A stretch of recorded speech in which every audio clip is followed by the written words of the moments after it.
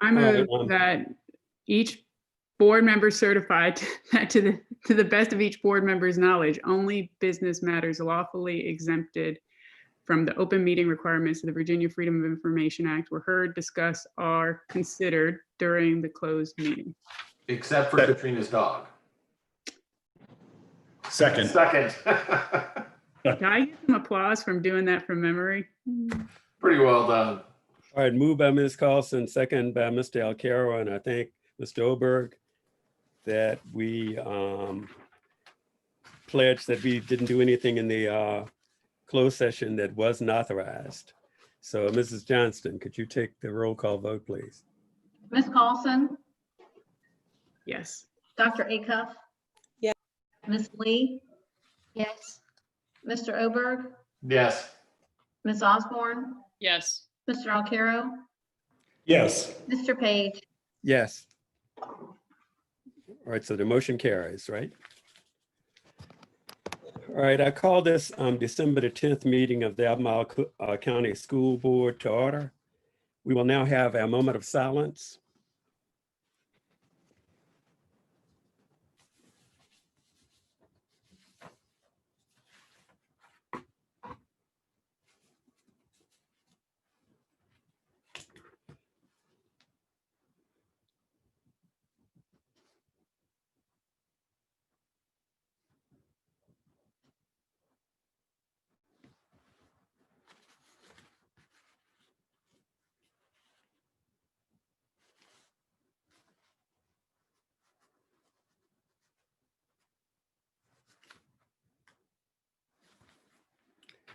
Okay, thank you. Since this meeting is being conducted via Zoom, we would need to read this into the minutes. The minutes of this meeting should reflect that this meeting is being held electronically, pursuant to Virginia state law and Albemarle County ordinance, because the COVID-19 pandemic makes it impracticable and unsafe to assemble a quorum physically in a single location. Number two, the meeting is being communicated to the public electronically through Zoom and streamed live on the Albemarle County's public school website. And number three, public comment may be offered through the Zoom waiting room feature in accordance with the school board's protocol by written submission. We'll now make sure that all of our board members are here, and I'll call the roll sort of alphabetically. So Dr. Kate Acuff. Kate Acuff, Jack Jewett District. Jono Alcaro. Jono Alcaro at large. Katrina Carlson. Katrina Carlson, Rio District. Judy Lee. Judy Lee, Rivanna District. Dave Oberg. Dave Oberg, Whitehall Magisterial District. Ellen Osborne. Ellen Osborne, Scottsville District.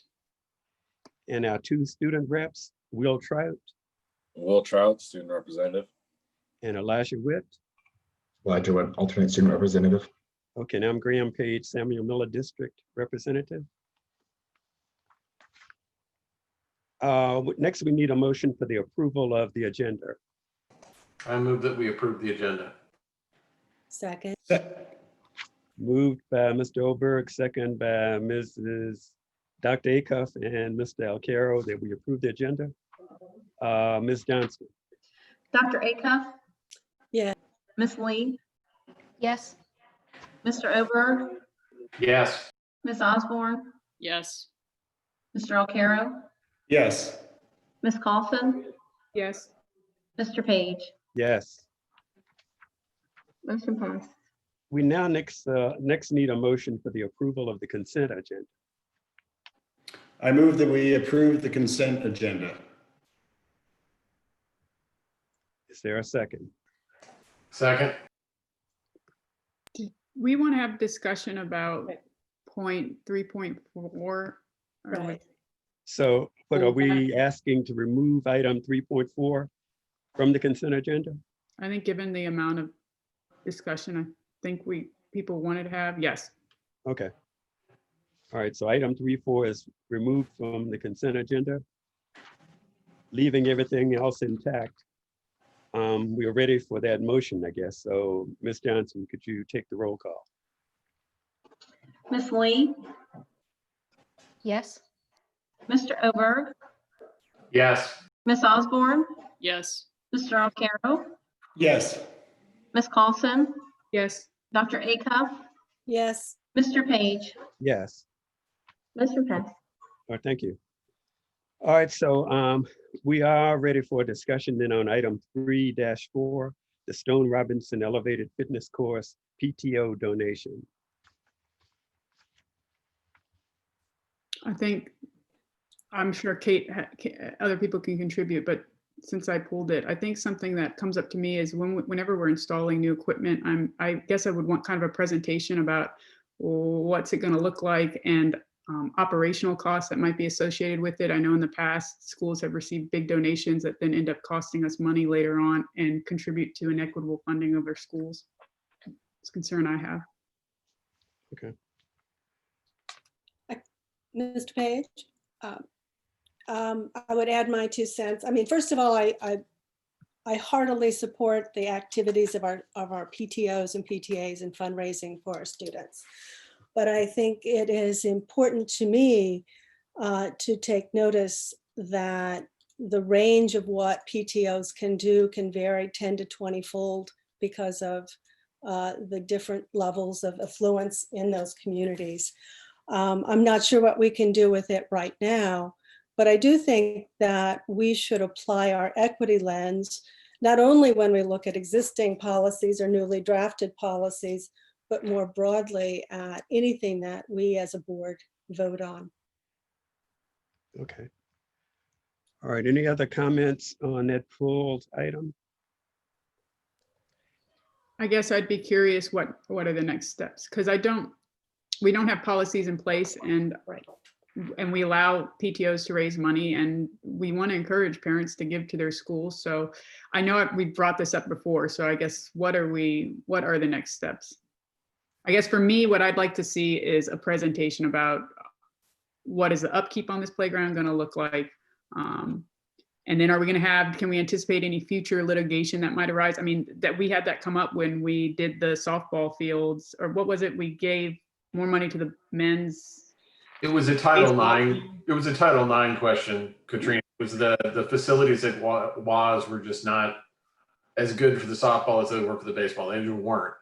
And we had to correct that under Title IX. Right. There was a gift associated with building the boys' facilities, and we have porta potties for the girls. So we has had a robust discussion about that in the CIP advisory committee. I guess my fear is we've already had the PTO, the parent council reach out, and I know PTOs, it's on their mind that a school is going to get an additional playground on top of what's already being provided. I mean, didn't we, refresh my memory, I'm pulling this from way back here and it's been a crazy year. Didn't we approve like an addition to the playground recently? Was it at Stone Robinson where it was the Wild Rock kind of thing, or was it the tennis courts that were going in there? I guess I don't know. I would like to see a comparison, I guess. I would like to ask that we delegate, or not delegate to, but ask the chair and the vice chair to set up these presentations for follow-up meetings, perhaps in January, on this subject, so that we can have a full presentation, not only on what Mrs. Carlson is talking about regarding Stone Robinson, but in terms of recommendations and suggestions where we can really have an informed conversation about the issues, so that we can move forward and create a policy that covers the issue and the needs of the schools, and get some feedback from parents in different schools with solutions, recommended solutions. So that's what I would recommend. Right. I mean, last year, if you recall, there was a difference, I think Ms. Coulson alerted us to, and how many field trips kids at different schools could go to, partly because there was additional funding by PTOs. And what we did as a policy was put a floor, so all kids would go on at least 2 field trips, and they wouldn't have to pay. But we can't obviously put $42,500 elevated fitness courses, which I think is wonderful. I mean, it looks wonderful. I would love to have one, but how can we think about this in an equitable way. And perhaps, Matt, perhaps, you know, foundation work or working closely with the parent council, we can craft something together. I think that's what one should be thing reviewed. Yeah, and I guess we can discuss this more when we put it on a future agenda, but something that I would add is having this come to the board before it's an approved and done deal, because I think one of the things that we kicked around with, I believe it was the tennis courts, is about when people make these donations or organizations or whoever, letting them know that they need to contribute to future costs that are associated with it, because otherwise we pick up the upkeep bill and I don't know, something to add. Okay, is there a motion out of this discussion? We've heard some good ideas of what we should do, but I think a motion would be good to have to sort of guide us along the way as to what our next step should be. I move that we ask the chair and vice chair to work with the school division staff to put together a presentation for the board in January, not only regarding the gift to Stone Robinson, well, you know, in terms of moving forward, how we can allocate, or if we should, you know what, let me start that over. I beg your pardon. I move that we request that the chair and vice chair work with the county staff for a presentation in January about the PTO gift issues and with recommendations where they can be used in an equitable situation for all students. Is there a second to that motion? Is there a second? I second. Okay, it's been moved by Mr. Alcaro, second by Ms. Carlson, that the vice chair and the chair will set up a meeting with staff to give a presentation in January on recommendations on how gifts should be received and also with equity in gifts. Is that sort of a pretty good summary, Mr. Alcaro, of your motion? I think that's a pretty good summary, Mr. Page. Okay. So is part of the motion to table the current approval of the? Okay, and that was my next question. Yeah, it was not part of the motion. Okay, all right, so we'll still vote on 3-4, I guess, after we do this. So all right, Ms. Carlson, what was that? I Somebody guess else? I wouldn't necessarily want to vote until I had more information. I don't know if Rosalind, I think she was the one who answered questions the last time we had a big donation come before us. As in, I haven't looked at future policies of other school boards, but I mean, I can imagine there's something like if there's going to be a big gift, like over 20,000 or something that's like a standing long-term structure, I just feel like there should be a different process than this. Okay. In the future. So you would need information on the upkeep and or what else besides that before you could vote? How many playgrounds and our outdoor structures do we have at that school? Okay. And do we Alrighty. care how many other needs there are at the particular school? Okay. And I really, just to be honest and open, I hate having to say that because I absolutely think parents should be able to give to their schools. I mean, I give to my child's school, so I don't have the solution other than to say it's something we need to be cognizant of because it can cause problems down the line if you ignore it. I tend to agree with you, Katrina, but my concern on this one is that it's sort of on us. Mm-hmm. This is not a new issue. We've known it's been an issue, and we get sidetracked, reasonably so, by things like pandemics. But when you have a PTO following the rules as they currently exist, I'm troubled by saying, hey, look, we're going to change the rules a little bit midstream because we're not comfortable with it. They did raise a lot of money. Mm-hmm. And I acknowledge the fact that other schools that simply from an economic standpoint are never going to be able to raise that kind of money. But they did. And so I have a tough time telling them, hey, look, even though you raised the money and even though you have something that we, legitimately see that can be spent on, we're thinking about changing the rules midstream, and so we're going to hold off until we figure out what the rules are before we let you do it. That's why I guess my question for Rosalind right now is there any effect between, because I'm not saying I'm not going to vote for it. I would agree that at this point there is no policy, but if we can at least hold off until we have more information, because like the operational cost, that is kind of a big deal to me. I mean, I know in other localities, donations of parks, we certainly think about what is this going to cost and what is this going to look like. And especially, I mean, I think there's, I don't know. I'll let Rosalind. Ms. Schmidt, do you have an answer to that question? Sure. I'm Rosalind Schmidt. I'm the Chief Operating Officer.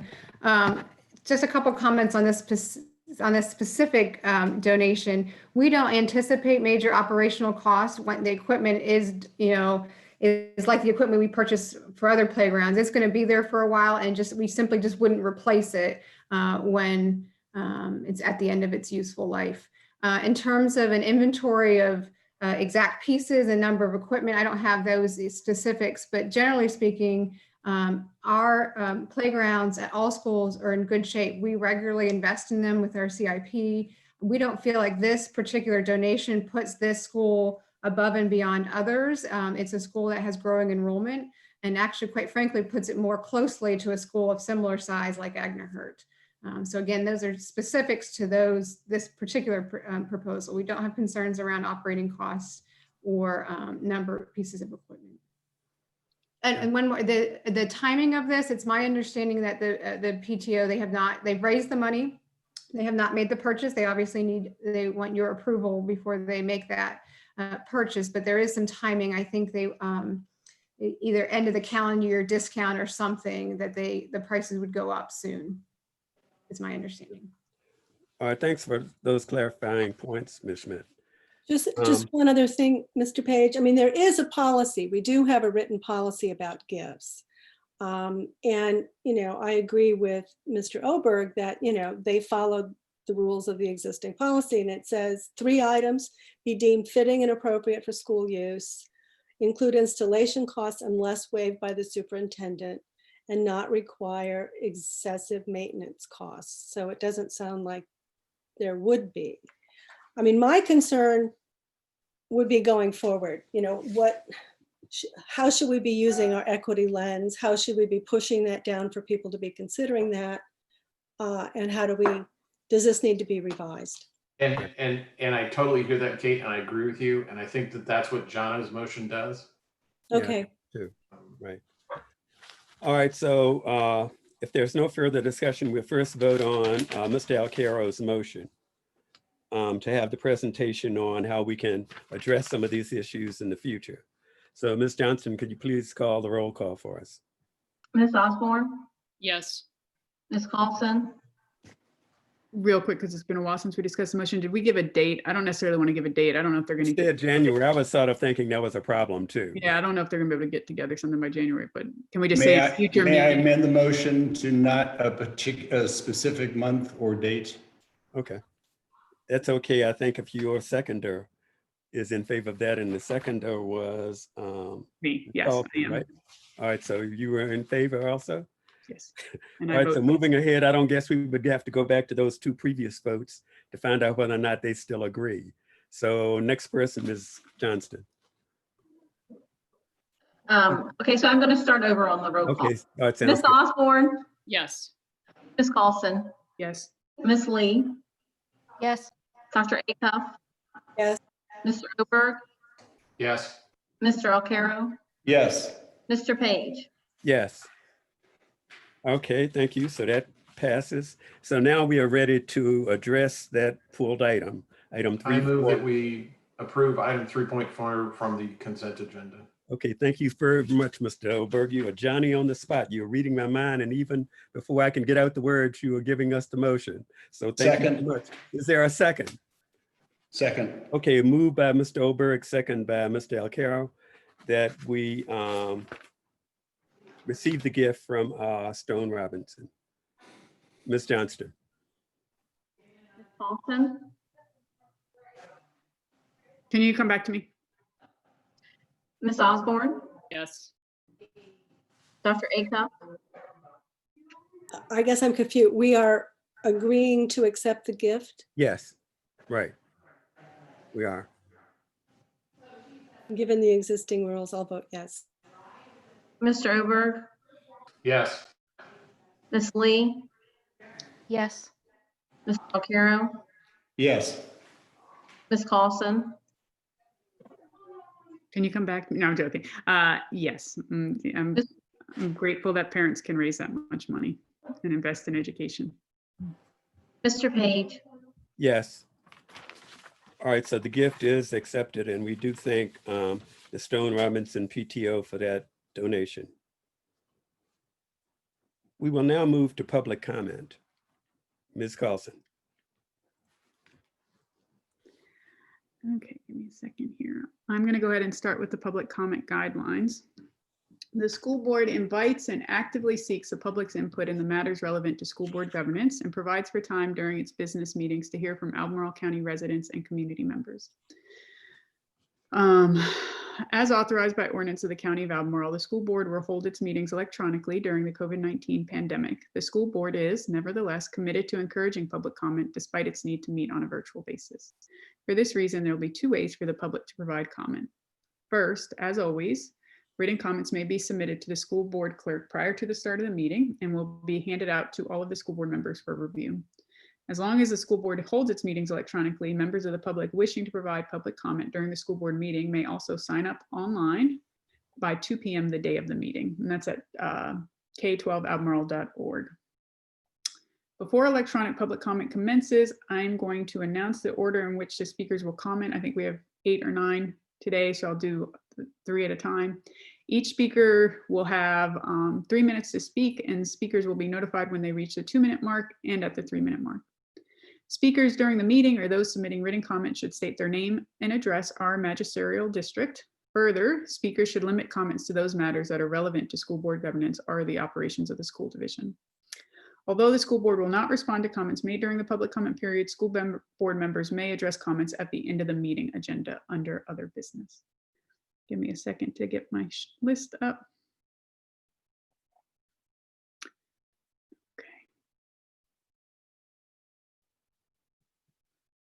I swear I pulled this up early and now my Excel is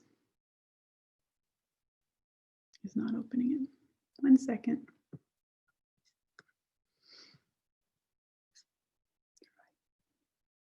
Okay.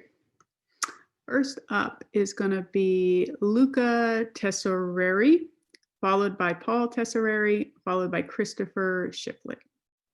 Christopher Shiflett withdrew his name. Okay, thank you. So after Paul will be Ashley Lynch. She withdrew her name as well. Okay, so after Ashley will be Ned Hardy. So Miss or Mr. Tesorieri, if you are on, it's your turn. Can you all hear me okay? We can. Okay. Hello, my name is Luca Tesorieri, and I'm a junior at Western Albemarle High School, and I play varsity basketball. I'd like to apologize for my appearance. I just stepped aside from practice to speak with you all this evening. I made my petition allow winter sports to be played because I believe that sports should continue as previously planned without interruption. This petition was shared with Dr. Hawes, and in the last 40 hours, it has gained 530 signatures. Over the last month, we have taken extra precautions to practice safely for the start of the regular season. Each athlete also signed a COVID-19 release waiver. We understand the risk of COVID-19, realize we can be exposed to the virus, and people such as the elderly are more vulnerable to the virus than the youth. We take this very seriously. The decision to postpone the season until January 11th was based entirely off fear. While cases of COVID-19 are rising around the country, Albemarle County has been doing a great job keeping the virus as controlled as possible. I think the decision to postpone winter sports is not fair to the athletes in the county. Many surrounding counties in our district are playing winter sports. Those counties who have decided to postpone games are still allowing their athletes to practice. Additionally, private schools in our area have begun to participate in games. Why can't the public schools? I know throughout this pandemic, Albemarle County has worked hard to advocate for the mental health of students. However, postponing sports will affect the mental health of all athletes. Over the last month, we've all had a glimmer of normalcy, only for it to be ripped away from us. I am stuck behind a computer screen for 8 hours a day, and now you all have taken away my one escape. Please reconsider the decision to postpone winter sports. Thank you for your time.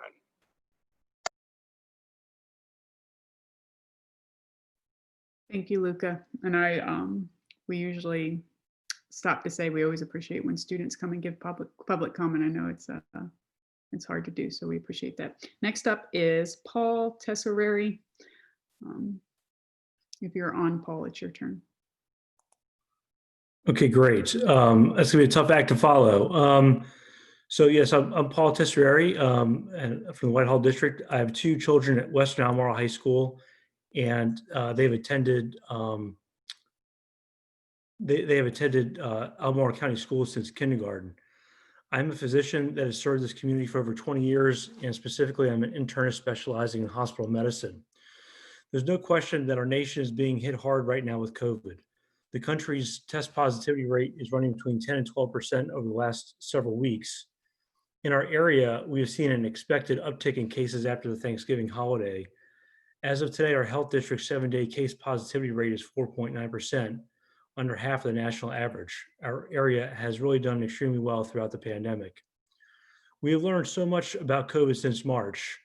In 82 prevalent studies from around the world, we think the mortality rate of COVID is about 0.3%, compared to the flu, which has a lower 0.05% mortality rate. I'm not downplaying COVID at all. I've seen its effects firsthand, but we know COVID does not affect everyone equally, especially the very old and very young. In children, flu has a similar mortality to COVID. In fact, as of October, less children died of COVID than our seasonal flu. And I asked the question, do we completely shut down sports because of the flu? I firmly believe the Albemarle County School Board sports policy is based on what we knew in March. Of course, we need to be vigilant about the virus, but this is as much about mental and physical health of our students. There is a CDC survey that estimates that 1/4 of all 18 to 24-year-olds seriously considered suicide during this pandemic. This same phenomenon has been seen in younger teenagers. In fact, just this week, a 16-year-old from Maine, the same age as my kids, committed suicide with a note referring to his extreme social isolation and was greatly affected by his football season being canceled. There is an international public health document called the Great Barrington Declaration, written by epidemiologists and public health scientists from Harvard, Yale, Oxford, and Stanford. It states, keeping kids out of school is a grave injustice, and they go on to say extracurriculars such as sports should continue. Even Dr. Fauci has changed his stance and in late November said, close the bars and open the schools. Our kids have been practicing safely for weeks. Private schools around us are playing without difficulties. I understand Louisa and Flavanna are continuing with winter sports. I asked the school board, what are you going to see on January 11th that will change your mind? We anticipate a post-holiday spike in cases. That will give you another excuse to cancel the season. There is little evidence to support your stance on postponing winter or any other sports. I implore you to stop using the public health guidance from March and let the kids play. Thank you for your time. Thank you for those comments. Next up is Mr. Hardy. I see him on, so Mr. Hardy, please feel free to speak. Oh, we can't hear you.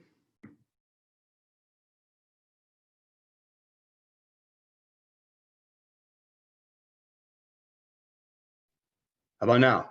Yes. Thank you, ma'am. Sorry about that. That's why I have my daughter here. I'm a part of the Whitehall district. Name is Ned Hardy.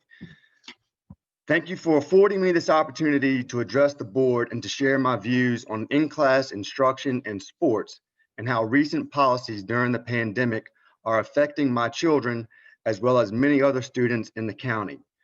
Our students have already been away from the classroom and athletic competition for well over half a year.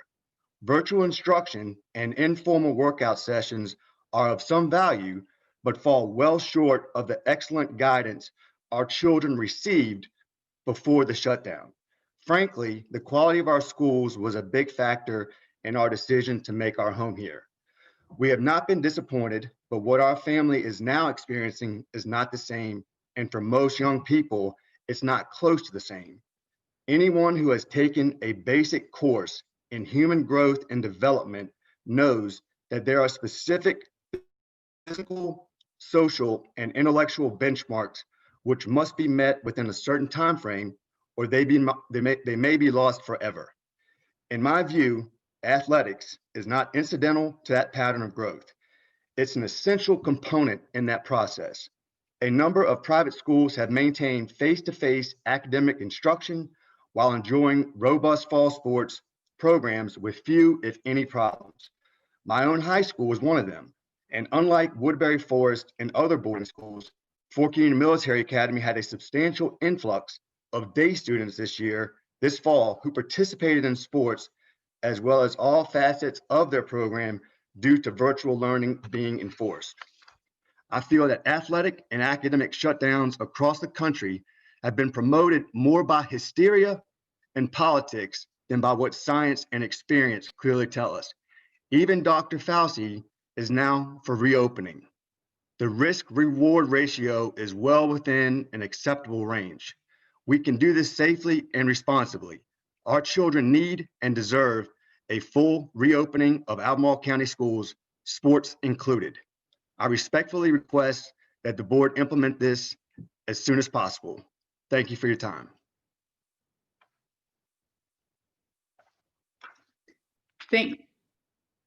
I can't tell if you're still speaking or if it's just a delay, but thank you for your comments, Mr. Hardy.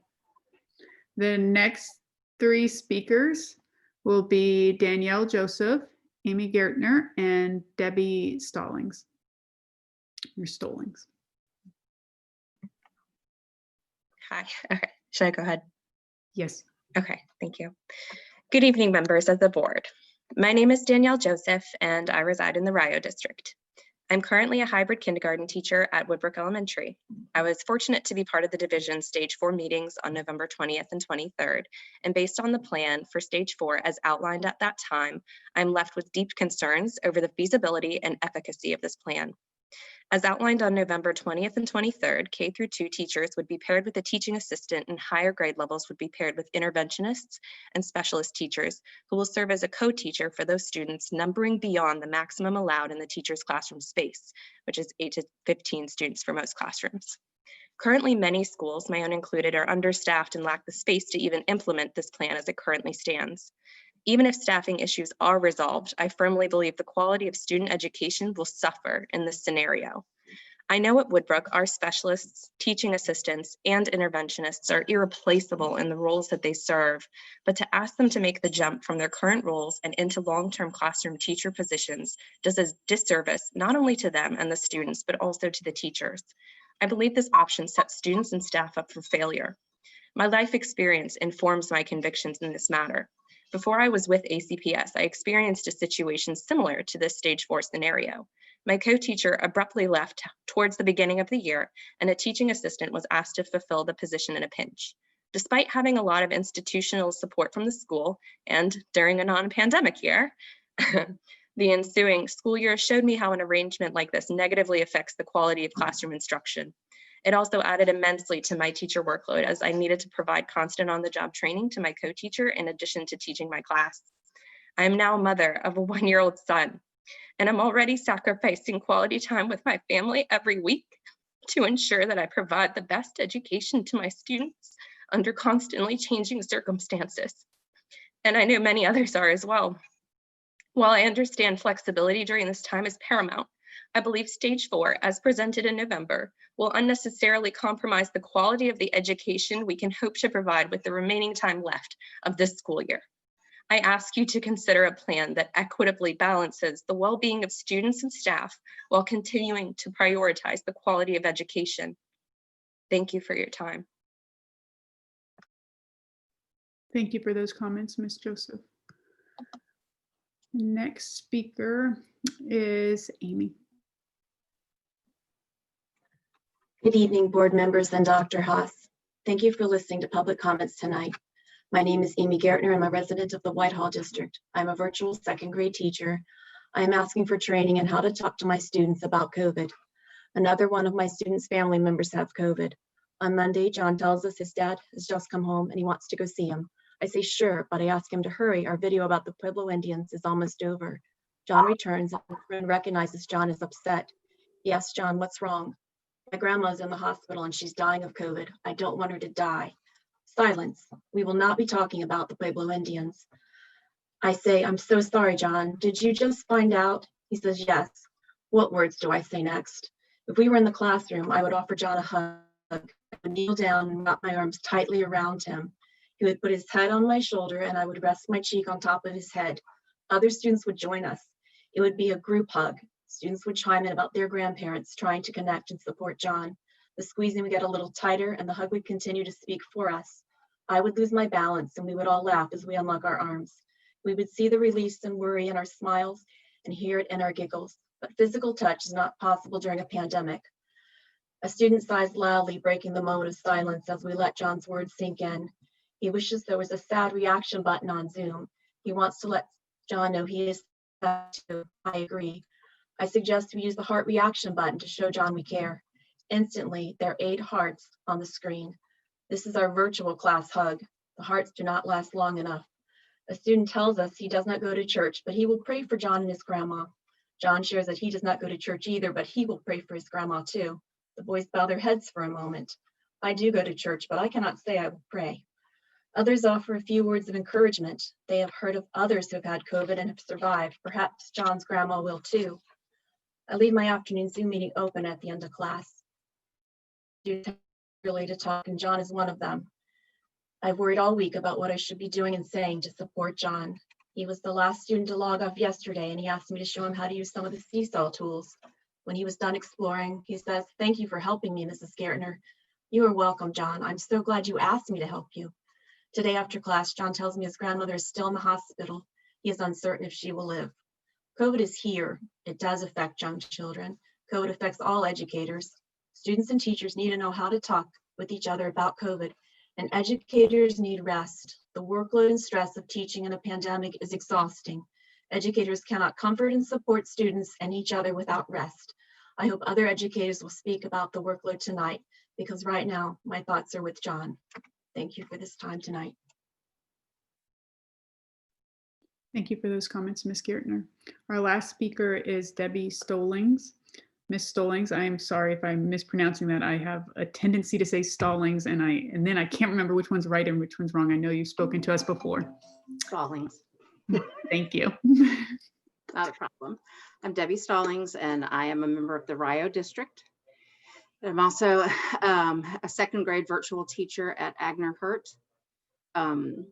I was pleased that we were moved back to stage 1 until after the winter break. I worry about my coworkers who are face-to-face. I worry about their workload and their exposure. And being a virtual teacher is no piece of cake either. I can't really say what I have to say anymore because I'm just thinking about John and John's grandma. So I would just like to ask you all to think about equity and think about kids being moved around again in stage 4, because I'm not sure how we can do anything in stage 4 without kids and teachers being moved again. And I would just like, we're exhausted and the kids are exhausted. It's a lot of time on a screen. Thank you for your time. Thank you for those comments. That concludes public comment for now, and I will hand it back to you, Mr. Page. Okay, thank you, Ms. Carlson. And we do thank all of those who made public comment. We will now have our spotlight on education. Ms. Osborne is introducing this tonight. I need to find that paper. Hold on. Can you skip this and come back? So it's not just me. It gets hard when you're like trying to juggle screens and pull things up and Rookie. All right, we can skip down to announcements and then come back to the spotlight. Thank you. So announcements first from staff, Dr. Haas's staff. Are there any? Yeah, Chairman Page, Matt, on behalf of the superintendent who's asked me to speak briefly. A week ago today, the state of Virginia had an award ceremony, the first year of the Mary Peak Award. And I wanted to mention just a couple of words about that award. The state describes it as education equity in Virginia is largely indebted to a brave humanitarian, Mary Peak, known for educating both enslaved and free Black people during a time when such an act was illegal. Her classroom was the foot of a grand tree known as the Emancipation Oak, located in the grounds of what would become Hampton University, and was the first public place in the country where the Emancipation Proclamation was read. Mary Peak is one of Virginia's first education equity pioneers, and her contribution to education in the Commonwealth is a true testament to the ongoing journey towards education equity. A week ago today, our equity team of specialists was presented with this award, and I want to read just briefly from the certificate of recognition and ask, I understand our equity specialist team is with us this evening, and I ask them to turn on their video. It says, whereas every student in the Commonwealth is entitled to a high quality public education regardless of race, gender, zip code, ability, socioeconomic status, or language spoken at home. And whereas education equity in Virginia is defined as a commitment to eliminating the predictability of student outcomes based on these factors. And whereas together, Virginia state and local education leaders are dedicated to identifying and eliminating inequity so that all students in the Commonwealth have access to the resources and support needed to maximize their potential. And whereas educational equity will only be achieved through the collaborative work of state policymakers and the dedication of local division superintendents, school administrators, teachers, support staff, and community groups. And whereas all across the Commonwealth every day, countless individuals and organizations work tirelessly in various capacities to help achieve this goal.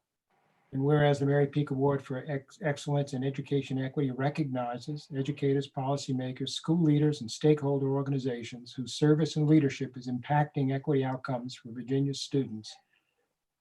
And whereas Education Equity Week in Virginia 2020 honors Dr. Shanna Smith of Arlington, Mr. Rodney Jordan of Norfolk, Dr. Jeffrey Smith of Hampton, and the Albemarle County Community Engagement Equity Specialist Team, Dr. Bernard Hairston, Mr. Lars Holstrom, Mrs. Leilani Keys, Mrs. Ayanna Mitchell, for their commitment to education equity, and declares that they are the winners of the Commonwealth's 2020 Mary Peak Award for Excellence in Education Equity. Congratulations to the team and to Dr. Hairston for his. Thank you very much, Mr. Giamatti, and we do sincerely congratulate the Albemarle County Public Schools Equity Team. Great award there, and really recognizing the great achievements that they have made. Thank you, Mr. Page. I do have an announcement as well. Okay. This past Saturday and Sunday, Albemarle County Public Schools partnered with the University of Virginia and the Thomas Jefferson Health District to administer free COVID-19 testing. Albemarle High School served as the perfect site for a very efficient testing process. They accommodated 684 registrants on Saturday and 390 on Sunday from noon to 4. As one of the Sunday participants, the process took me 25 minutes to complete. The online registration process took about 7 minutes to complete. They asked for your name, your age, your race, and contact information in order to set up an online account. My results were verified the following day through this same account. The Thomas Jefferson Health District will continue testing weekly. 100 participants were tested at Agner Hurt yesterday. Mountain View served as a site today, and Henley will serve as a site on December 30th from 5 to 7. Testing is also offered each Monday at the Church of Incarnation and on Tuesdays at Mount Zion First African Baptist Church, both locations in Charlottesville between 5:30 and 7:30. And so just for information for the public, This information is available on the Thomas Jefferson Health District website, and they're all wonderful events to allow us to increase our testing opportunities. Thank you. Okay, thank you, Dr. Harrison, for that announcement. We have 3 other special recognitions coming from the board before we go back to Ms. Osborne. And Dr. Acuff is going to take care of our first recognition for tonight. Dr. Acuff. Okay, this is for Will Trout, who has, I can't believe our quarter is over already, and I only regret that I was unable to meet you in person, but you have had the distinction of having participated in some of the longest school board meetings that we've had all year. So thank you for your dedication. You will be receiving a letter from the full board, and I will just go ahead and read it. Dear Will, congratulations on being such a valuable member of our board during one of the most challenging times for our division. We added a student representative to our membership to ensure that our decisions benefited from perspectives and experiences of students. You have been an invaluable link to those resources. As we discuss such important issues as the health and safety of students and staff and the quality of student learning during a pandemic, it was both refreshing and helpful to hear your points of view. It enhanced the quality and relevance of our own insight. We set some high performance standards for the one person who would best represent the views of more than 13,000 students. As an outstanding student who balanced a bright intellect with warmth and a keen sense of humor, you move that performance standard even higher. It is unsurprising that on top of your challenging course load at school, you are a world-class teammate, whether in the classroom, on the basketball court, or soccer field, or as a member of our school board. Thank you for teaching us about excellence and for your service to our school division and country, and county, and country too. Best wishes for a highly successful year at Monticello High School and in all of your future endeavors.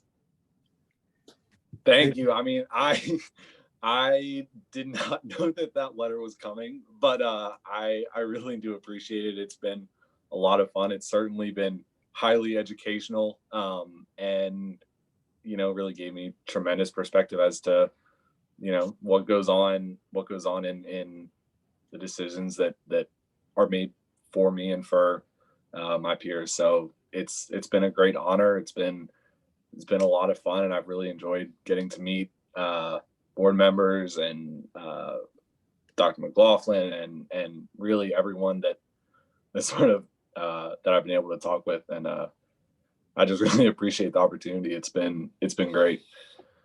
So we'll look forward to you getting signatures in maybe a decade to run for school board, right? Hope so. Okay, thank you, Will and Dr. Acuff. All right, our next presentation will be by Mr. Oberg. Mr. Oberg. I have the distinct privilege and honor of having known our other student member of the school board, Mr. Witt. I've known him for, I think, 7.5 years now. We've been on field trips together and gone to Model UN, and he has never ceased to amaze me with his ability, with his character. He's such a good sign that as a community, we're doing something right. And so I'm pleased to read this. I'm so glad, just as a personal matter, Elijah, that you're in our family's life. You're just, when you're successful, I'm going to sit back and go, yeah, I was a school board member. I won't take credit for it. But this is the letter the school board is presenting to you. Dear Elijah, in a year unlike any other in our school division's history, there have been several firsts. One of the best has been having student representatives like you serve on the school board. In establishing this role, our goal was to enhance the quality and effectiveness of decisions that directly impact students and their futures. We especially wanted to create a meaningful connection with students. You certainly helped us to create that connection, and we are confident your contributions as a community leader are just beginning. That's just a reality a lot. That's just that. I'll vote for you. But even before you joined us, we were grateful for the service that you earned, the Together We Care Award, and for your eagerness to challenge yourself at every turn. As a membership of the leadership program at Western and as president of the school's robust robotics team, you have set a very high bar for excellence. In our policy, we said we wanted a student representative of exemplary character with high personal standards of conduct, a student who modeled the fulfillment of school policies and regulations, and a leader interested in school board governance. You checked every box. Our school division has 4 values: young people, excellence, respect, and community. You have represented those values well. We enjoyed working with you and offer both our deepest appreciation and our best wishes for a highly rewarding year at Western Albemarle High School and in all of your future endeavors. Stay safe. Sincerely, the Albemarle County School Board. Thank you very much. I really don't know what to say. This has been a wonderful experience. I'm just thankful to have met all of you and to have learned more about the school board in general. When I got the, when Dr.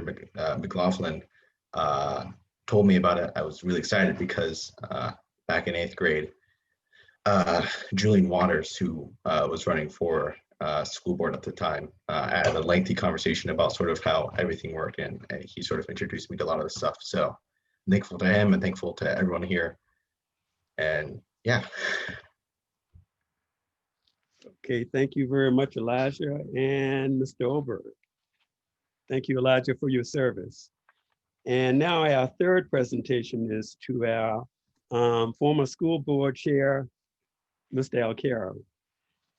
A letter to the board from to Mr. Alcaro. Dear Jono, a quick look at the duties of school board members in Virginia reveals the usual management responsibilities list that fits many organizations: efficiency, compliance, oversight, budgeting. These all are essential functions, but they are not what really leads to the fulfillment of dreams. That comes from qualities not prescribed by law, but evident in the very best of leaders. Qualities such as vision, inspiration, empathy, and a keen interest in the life success of those who are represented by a school board member. No, we do not find these qualities in a rule book, but in people who focus our attention on what really matters in a school division. We find them, for instance, in your record of service as the past chair of the board. Perhaps our most significant and lasting achievement during your 2 terms in the progress we have begun to make in treating all students, employees, and colleagues with the dignity and fairness and respect that they deserve. Our step down the road of closing opportunity gaps picked up speed at the beginning or at the meeting when you said we needed an anti-racism policy. During your tenure as chair, it is hard to imagine outside of a teacher who has devoted more time to being in a school or classroom with an intense focus on the learning taking place. Whether regaling us with tales of how we are building bridges through bread or why with members of the underserved communities in our county is so vital. Whether reporting on culturally responsive teaching conferences or on the many school graduations and school community events you have attended. You have rewritten the book on what makes the ideal school board chair. A remarkable fact about the Alcaro family is that your dad was the first to earn a college degree, and he added a medical degree as well. Your mom earned not 1, but 2 master's degrees at the age of 75. You certainly have upheld this sustained tradition of educational excellence. We are grateful for the purpose you brought to our board as our chair and for reminding us still that all leadership comes not from books, but from hearts. Best wishes to you and Nanette and to your entire family for a safe and enjoyable holiday season. The Albemarle County School Board. And we'll try to get a souvenir gavel sent to you at some point in the future along with this signed letter. So thank you so much, Mr. Alcaro, for your service. Any comments, Mr. Alcaro? Well, first of all, Dr. Alcaro was my No. dad. I'm totally surprised by this, and I'm deeply moved. I have really enjoyed every bit of being a member of the school board, and I'm especially proud to be a member of this school board.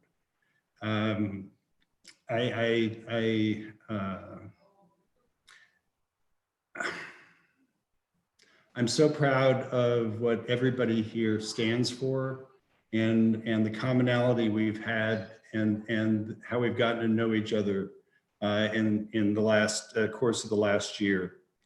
Things that I do miss is I miss being in schools. I tried to get to every school 3 or 4 times a year, whether for events or for just visits or sitting on classes. I miss seeing all of you, and I appreciate it. And I miss talking to you as much as I did, back a few months ago. And I am, saddened by the circumstances, the personal circumstances that required that I sit down. But it turned out to be absolutely the right thing to happen, not only personally, but the fact that we now have Graham Page as our chair, who I think has done an outstanding job, and I think will continue to do an outstanding job throughout the rest of his term. Thank you all so much. You all mean so much to me, and to the staff members who are on this call and who aren't on this call. You have my undying respect, and I care about you deeply. Thank you. Okay, thank Love you, you, brother. Thank you Thanks. very much, John. Thank you. And also congratulations again to both Will and to Elijah. All right, now we'll move back to the spotlight on education. Ms. Osborne. Yes, sorry I was not prepared with my homework, Mr. Chair. But good evening. Almost from the day the pandemic shut the schools down across the country in March, there's been a lot of focus on the impact of all virtual instruction on student learning. A great deal of this attention has been devoted to the youngest learners in school, who not only are still relatively new to using technology at home, but who are also the most dependent on the individualized face-to-face time with teachers that is so important to developing such foundational skills as reading. Now, reports from schools all over the country are here, and here in Virginia are confirming that the pandemic is resulting in learning loss for many young students when it comes to reading. This loss is making ever wider the education gap that separates apart our most vulnerable learners from their peers. Enter our 3 guests this evening. Lisa Molinaro, one of our lead coaches who oversees the Bright Stars program, and 2 Bright Stars teachers, Debbie Sheilor and Allison Subra.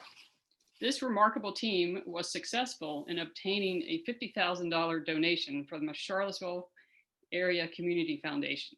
The funds themselves were made possible by members of the Early Childhood Founders Network.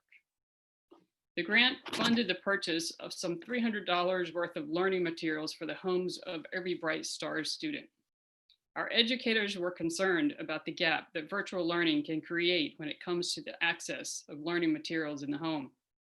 As we will hear from our teachers in a few minutes, many of these learning materials are so effective because they promote play-based learning, the most effective way for young children to build their academic capabilities.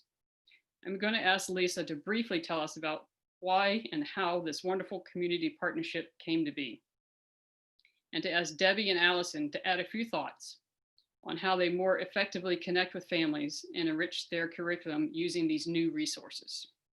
Thanks.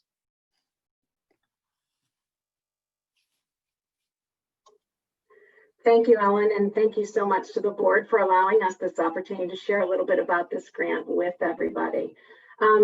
I think Ellen did an amazing job of giving you guys some background. There's a great book out there called What to Do with an Idea, and I really think that's where this all started. When we discovered that it was not going to be possible for us to have the kids in the classroom, the preschool teachers really started to think about what part of preschool experience is going to be hard to replicate because we're not in our room.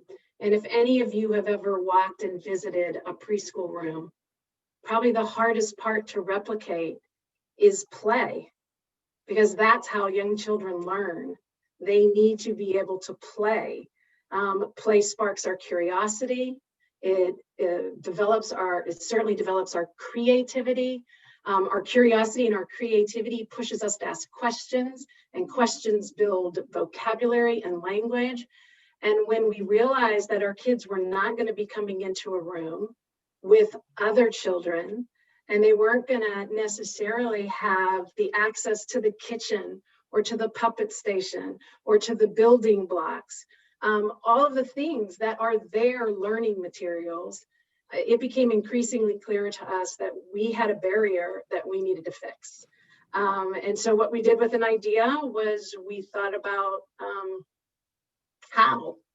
Like, I remember somebody very wise once said, find a way to yes. Like, that's really what it was about, is we needed to find a way to yes. And we knew that the only way that that was going to happen was through seeking out some support within our community. I happened to visit a teacher who had just had a donation dropped off from her local church, and her kids were going to be getting something that none of the other kids were getting. And that really caused me to think even a little bit more about, how do we give this book and this bear to every child? And that's where the organizations that Ellen talked about, the partnership that we have with the Early Education Task Force, connected us to the Early Educators Funders Network. And they went out into the community. I mean, that's their whole job, is they were letting people know this is a problem that Albemarle County Public Schools is experiencing in their preschool program.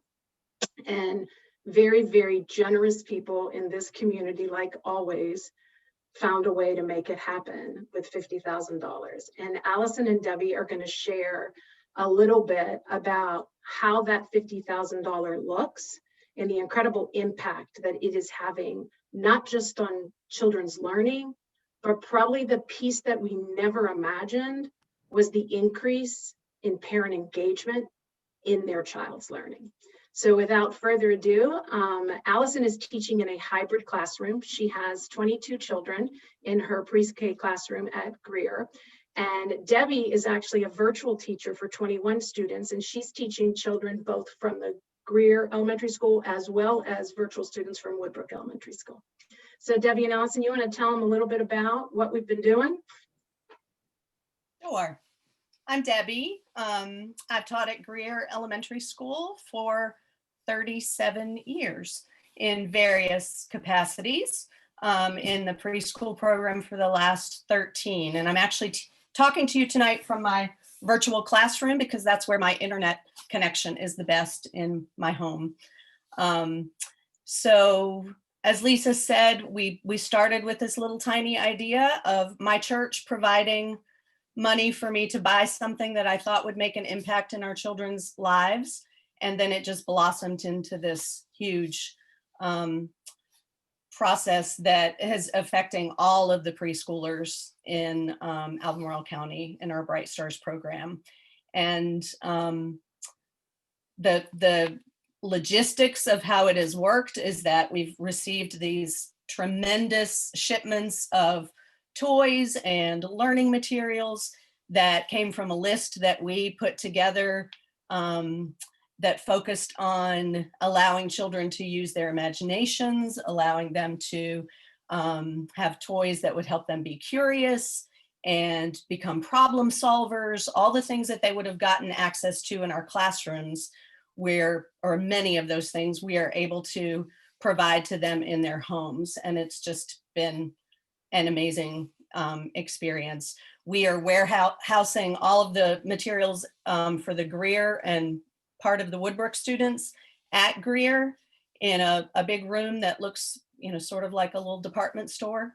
And every 2 weeks when we send home learning packages, bags of things for the children, we include 2 or 3 things from the supplies that we have intentionally planned for using. This particular week, our kids have been exploring pattern blocks, which are a great math manipulative tool, and they've been using magnetic alphabet letters that we were able to send home this week.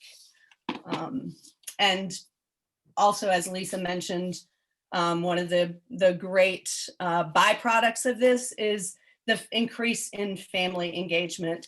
Today, I had a grandma sitting with her child, just thrilled to pieces because we're studying space, because she was helping her little granddaughter find the letters to spell words related to learning about space. It was quite sweet. So Allison, do you want to add something? Sure. I apologize. I am not coming from my hybrid classroom. I'm actually coming from a very vacant classroom at Albemarle High School because I am in the middle of basketball practice, JV girls basketball practice. So I'm thankful for my assistant coach for running the show for temporary, so I could join you all this evening. Lisa had also mentioned the family engagement piece, and I'm going to continue talking about that. I think that has been one of the other areas that we have really focused on with this donation. At the very beginning of the year, where we were extremely intentional with our families and teaching them how to be their teacher. You know, the saying is always a parent is a child's first teacher, but so many times we've had parents come to say, I don't know how to teach my child. And so we spent a lot of time training our parents and going over setting up routines and expectations and saying, if your child was in school with us, this is what they would be doing. And our parents just embraced that wholeheartedly.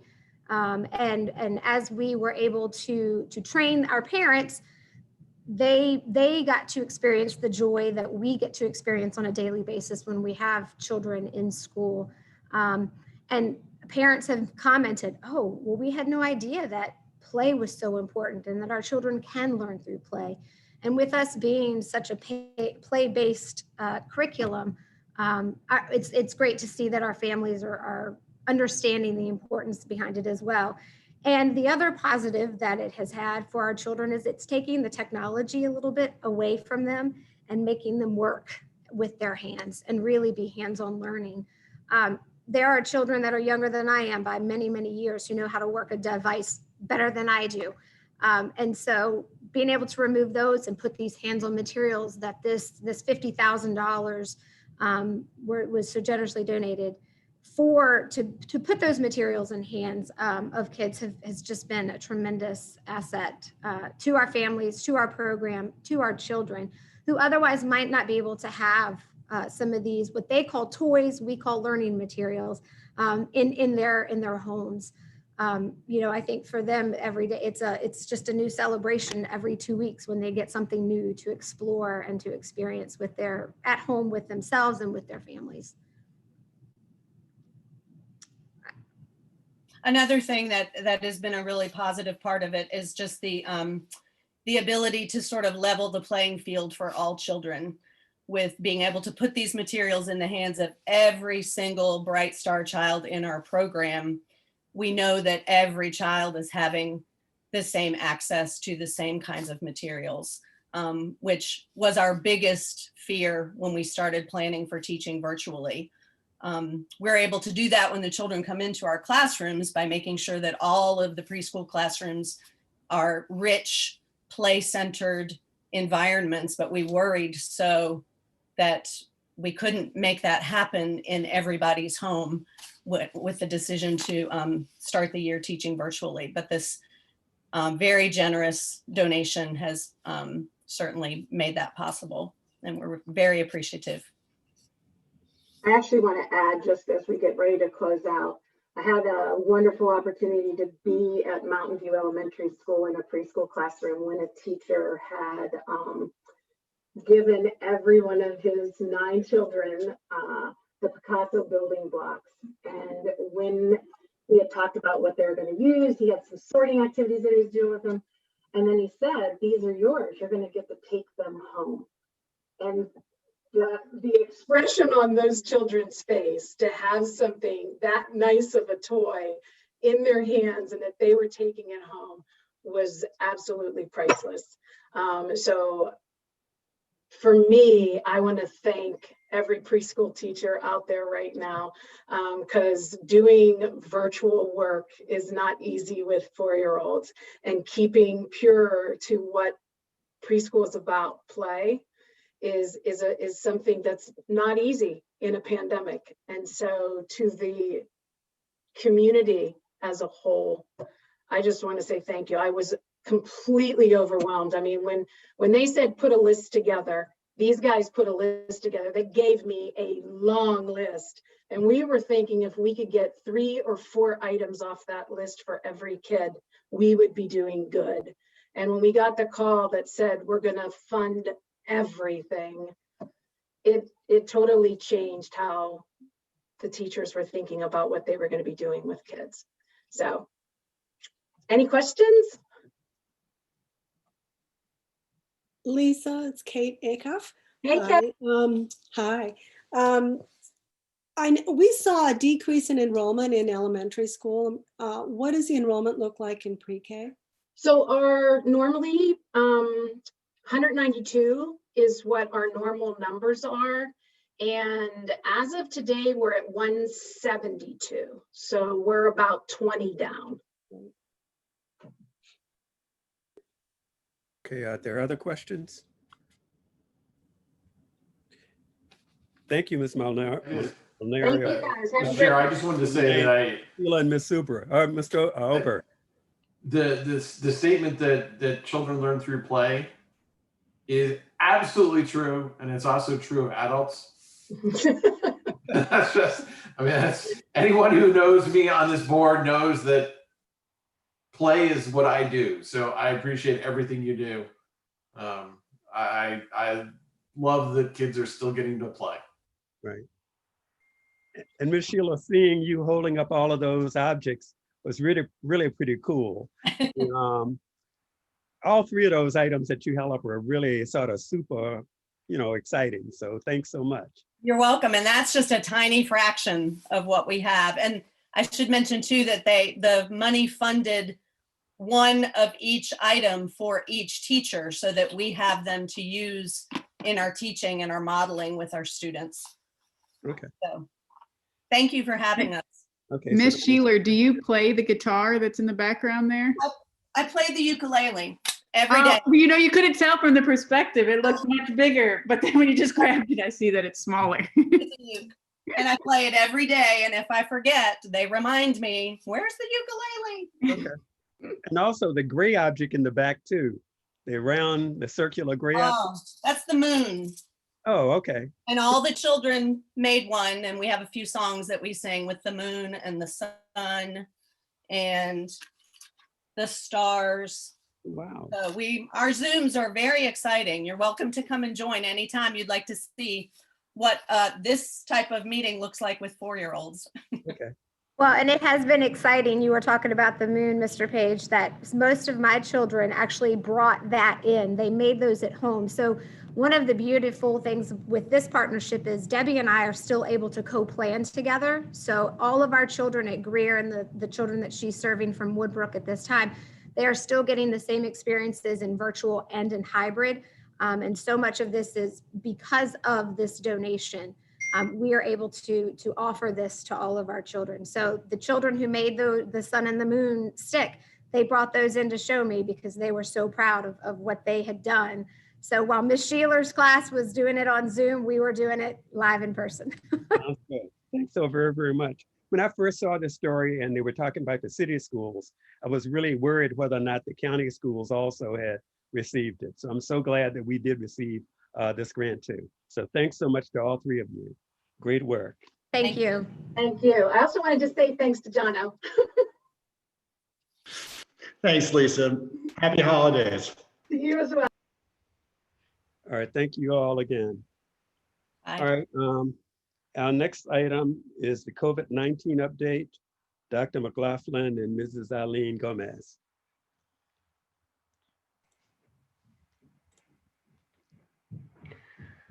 All right. Good evening, board members. I'm Pat McLaughlin, Chief of Strategic Planning for the School Division, and tonight I'll be sharing with you the latest local statistics about the COVID-19 crisis along with Eileen Gomez. So as you recall, the board's identified 6 factors to determine our progression between stages of return. At the board's request, we provide updates at each meeting on the current COVID-19 conditions in Albemarle County and within the Albemarle County Public Schools, including but not limited to community transmission, testing positivity rates, and other public health data. So I'll turn things over at this time to Eileen to go through our latest statistics. Thank you, Dr. McLaughlin. Good evening, everybody. You have probably been following the local and national and state news to know that our incidents and our case burden across the country has been increasing. You can see here that in Albemarle County, we stayed for most of since September around the 12, 11, 10 range, but just right after Thanksgiving, we saw an uptick. And you can see that as of Monday, our case incident per 100,000 was 25.4. And then today, earlier today, that is 34.7. This is a 7-day floating average. And this has been a trend that has been increasing every day for the last 14 days. Our percent positivity has also gone up. You can see that just in the last few weeks, it's more than doubled to 5.3%, which is still less than the rest of the state and the rest of the country, but it's higher than it has been. And it has been increasing every day for the last 14 days. So it's been identified as an increasing trend. The city of Charlottesville, their numbers have actually not increased quite as much. And we think part of this might have been the departure of the UVA students right before Thanksgiving. But you can see that their rate now is, as of today, 27.6, which for the first time, I think, is less than the Albemarle County rate. They've been ahead of us the whole rest of the pandemic, but we have just, Albemarle has surpassed them. The percent positivity for the city of Charlottesville has actually not really increased. It's been a fluctuating trend and it's still low compared to the state and to the nation. We wanted to show you some graphs, some graphs to show you that over time, the upper graph there is the increase we've seen in the case burden per 100,000 of the population. And just since the Thanksgiving holiday, we can see that we've seen a rather large increase.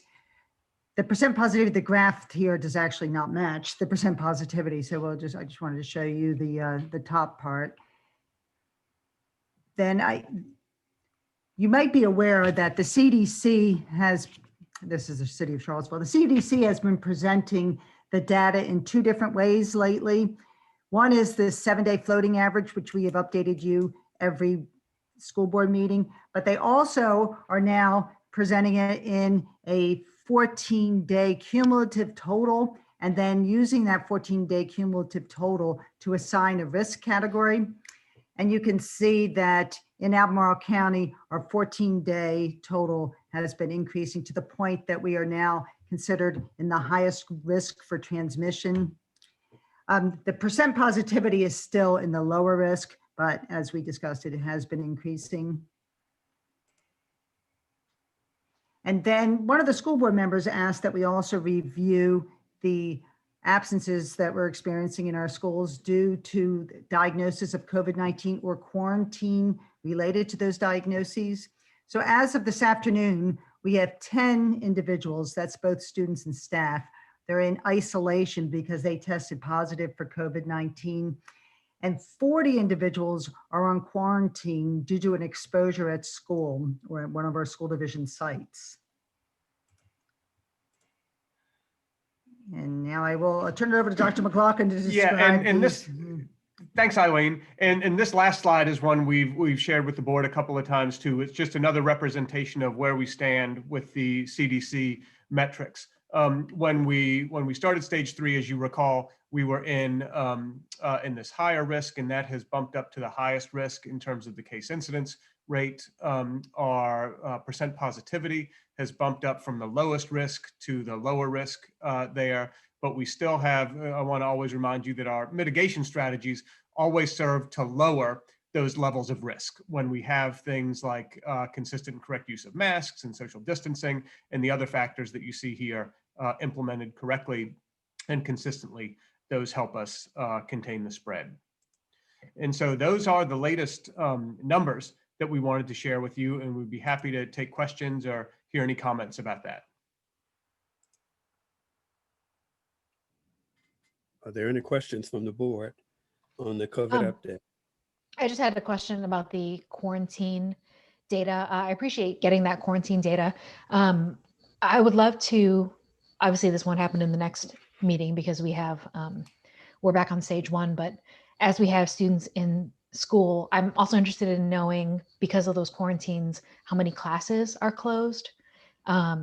Getting a number of students is helpful in one way, but I would also be interested in knowing like what proportion of classes at schools are out because of it.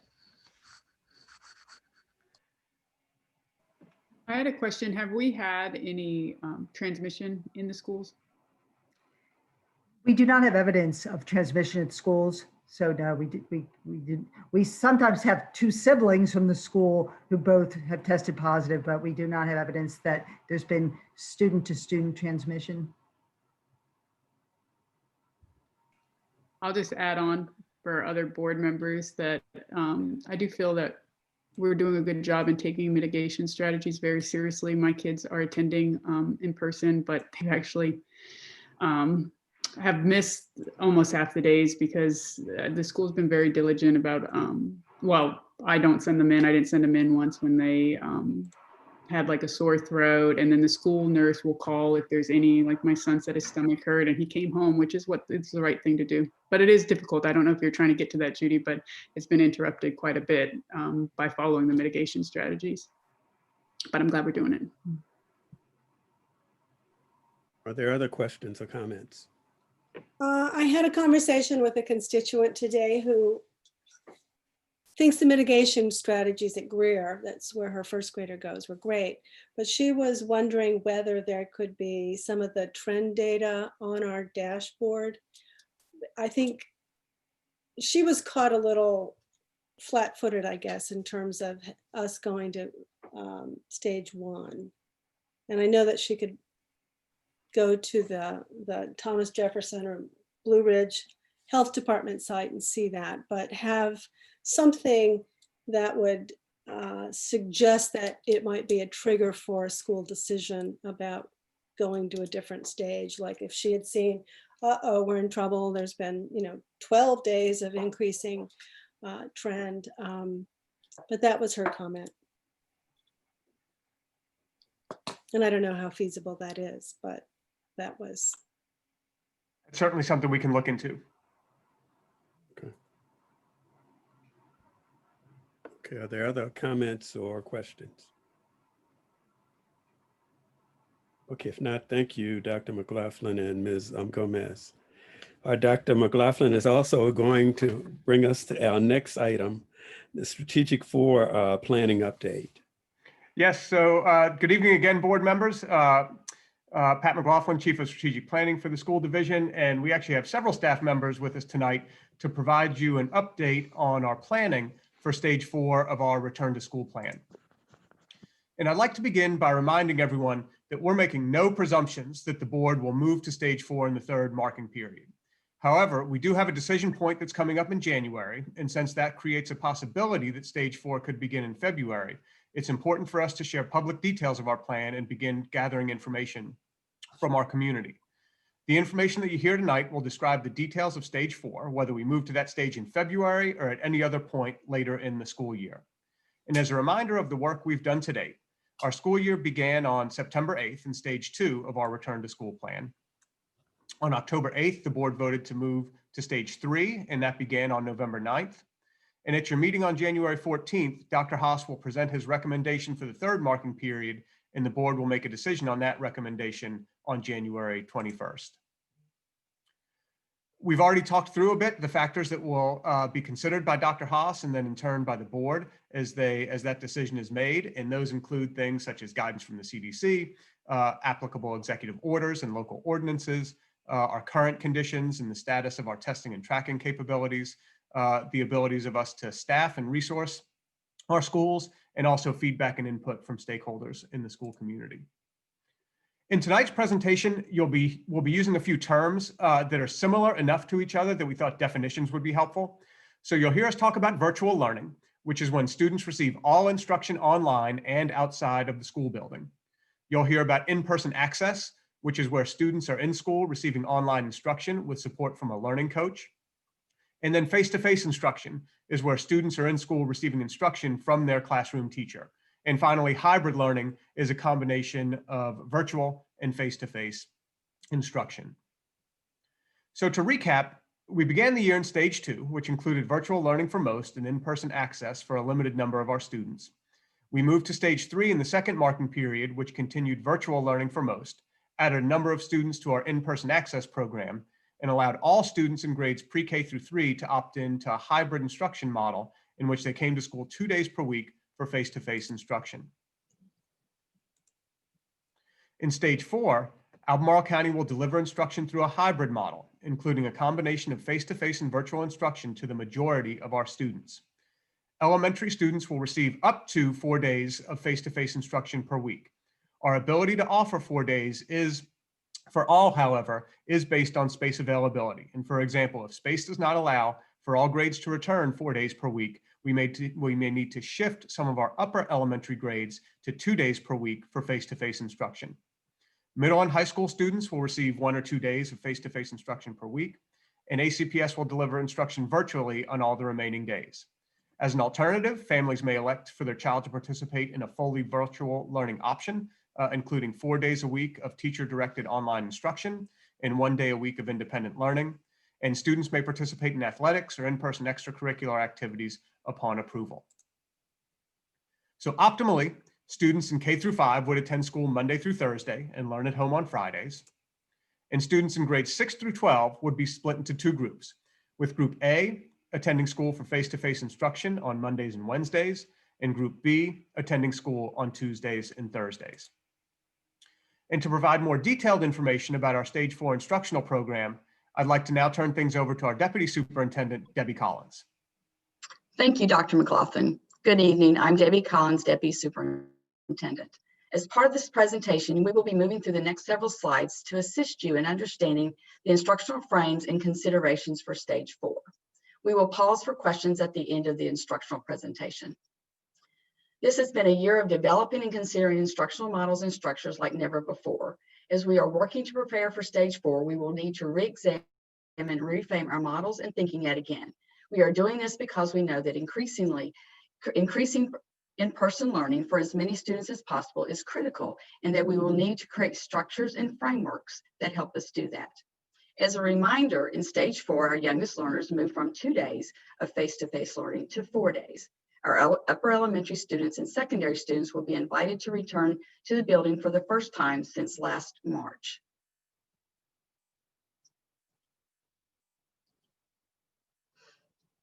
We started with this question: what will teaching and learning look like in Stage 4? As we all know, the most important group to begin to unpack this question is our teachers.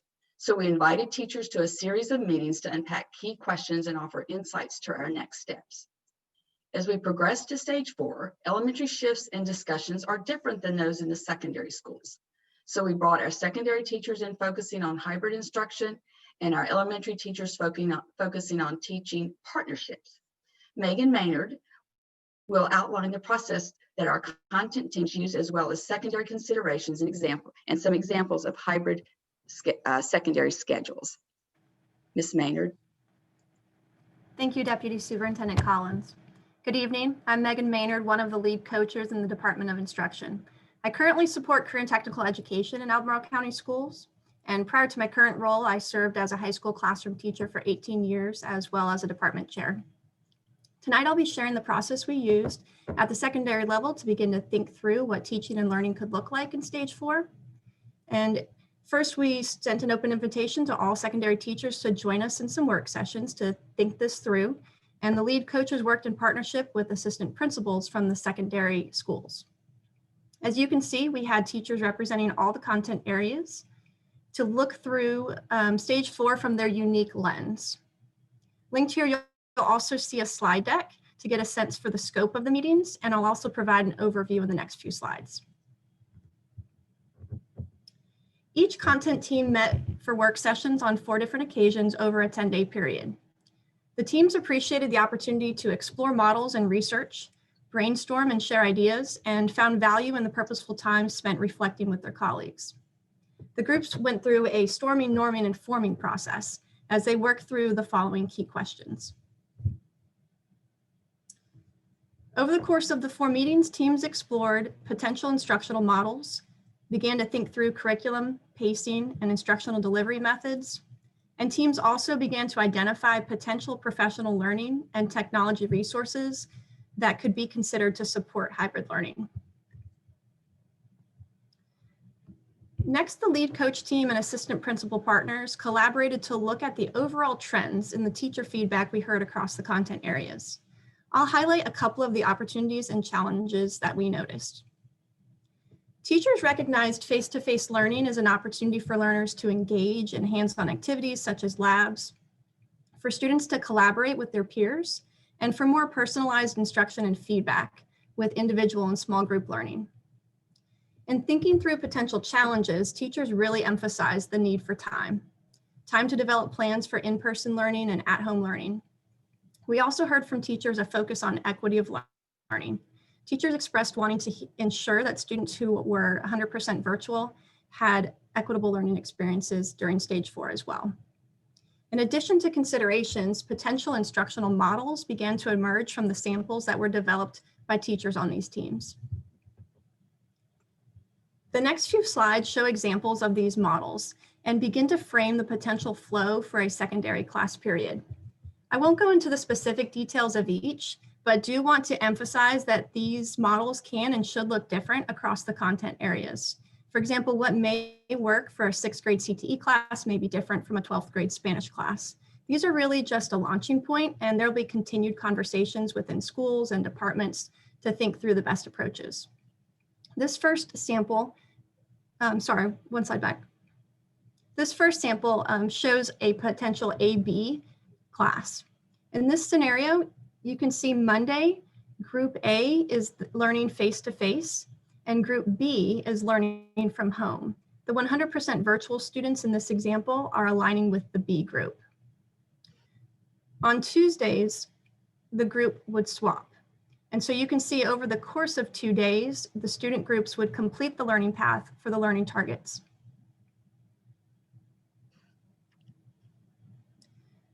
The next slide looks similar. However, the subtle difference here is that both the face-to-face at-home learning and 100% virtual students would be following similar learning paths. In this example, students would have the same learning targets over the course of the class period. Next, you'll be able to hear from one of our teachers. Emily Anderson is a 6th grade science teacher from Sutherland Middle School, and she's going to share how after studying resources and models, she was able to apply one of her actual units of instruction. She'll walk us through her initial ideas about how she might approach hybrid learning within the context of her science course.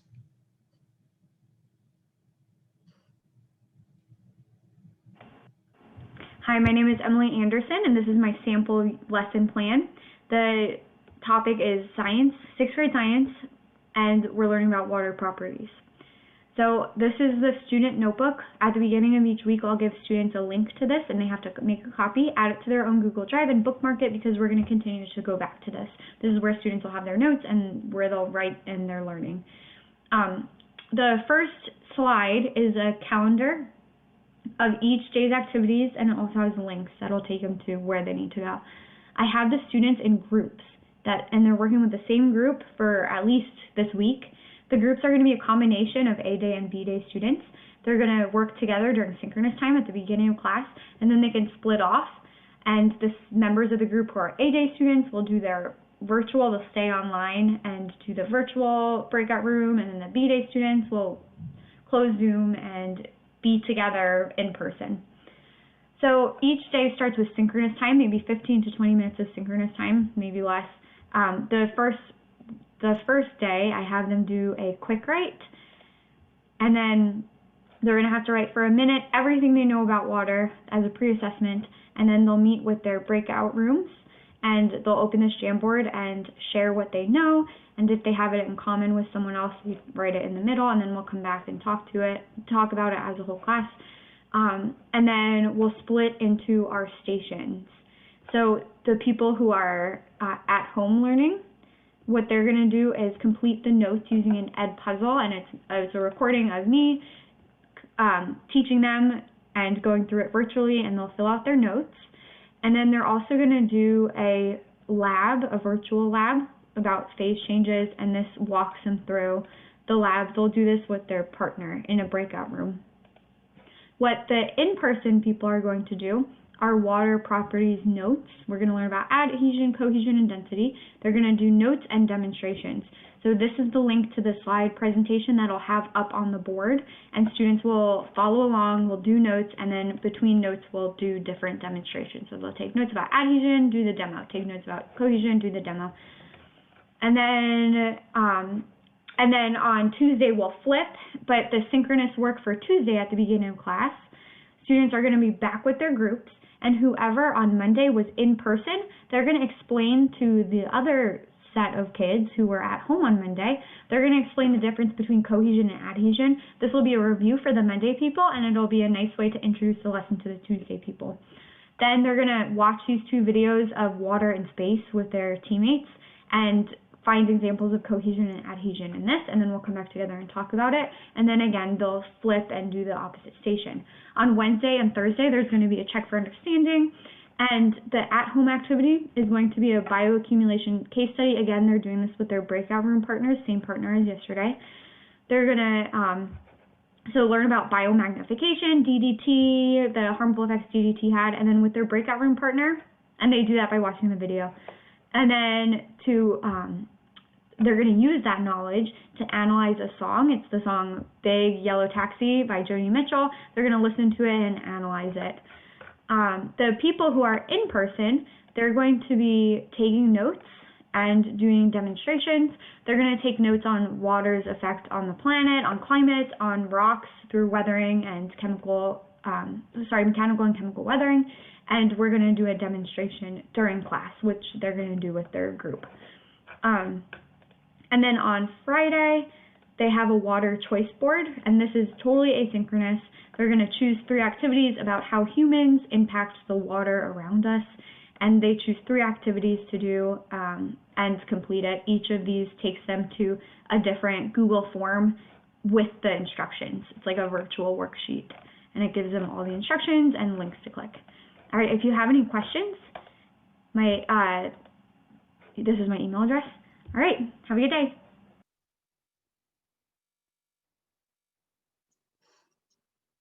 Thank you, Ms. Maynard, and thank you, Emily Anderson, for allowing us to share your thinking around creating a hybrid schedule and learning plan. As we shift to the process of planning for elementary students in stage 4, I wanted to bring to your attention an important difference between a 2-day hybrid structure and a 4-day structure that requires more classrooms and staff. In order to bring students in as often as possible, how we use spaces, our structures, staffing arrangements, and schemas will need to shift during this time. While we all, teachers, parents, staff, and students, value our interventions, our art, our music and physical education, and other support structures, we are prioritizing students' immediate needs of being able to be in our buildings as much as possible over any structures and staff assignments that we normally put into place. Ms. Katrina Sims will outline for you the process that our elementary team used, as well as elementary considerations and some examples of elementary partner schedules. Ms. Sims. Thank you, Deputy Superintendent Collins.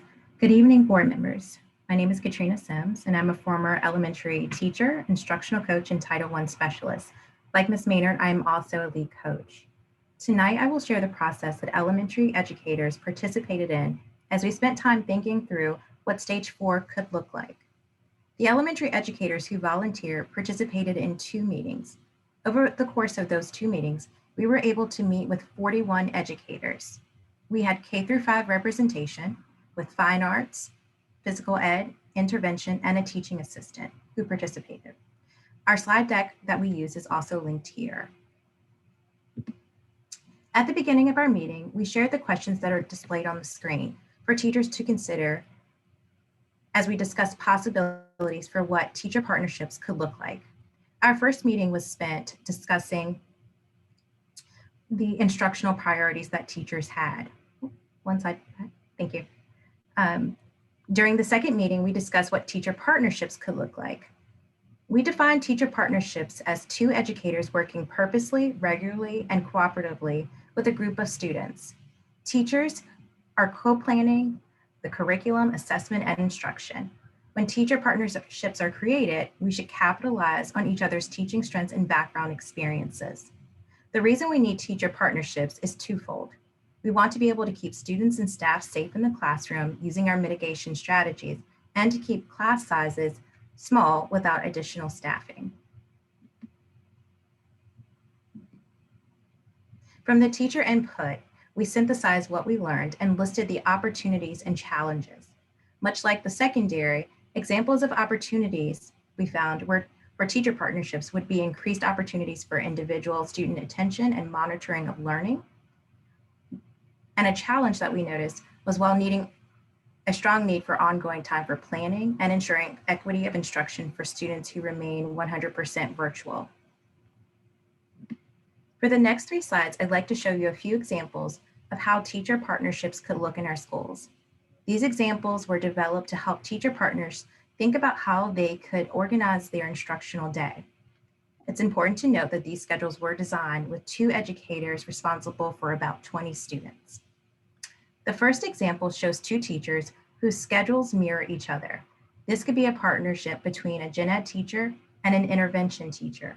It could also represent an essentials teacher or a specials teacher who may have had previous experience teaching a general education class. The second example shows educators sharing content areas. In the example, one teacher shares the math and the reading. Then they split others such as specials in science and social studies. The responsibilities here would depend on the expertise of the teachers within that teacher partnership.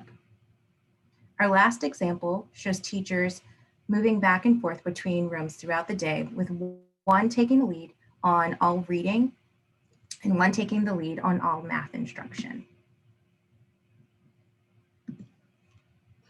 Thank you, Ms. Sims. The overall recommendations that came from these secondary and elementary teacher groups are to provide at least 2 days to the calendar before the transition to stage 4. That would be time for teachers to plan, collaborate, and set up rooms, and to provide ongoing uninterrupted planning time. I think you heard that from both of the presentations, for grade levels, content teams, and teacher partners to work together throughout the week and on Fridays. Provide resources and models for planning, and to ensure that our hybrid and virtual students have equitable learning experiences.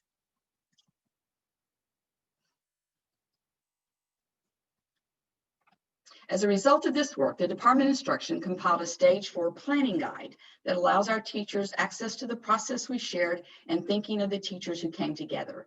This guide is on our website. We will use it as a launching document for discussion in our schools for the planning of stage 4.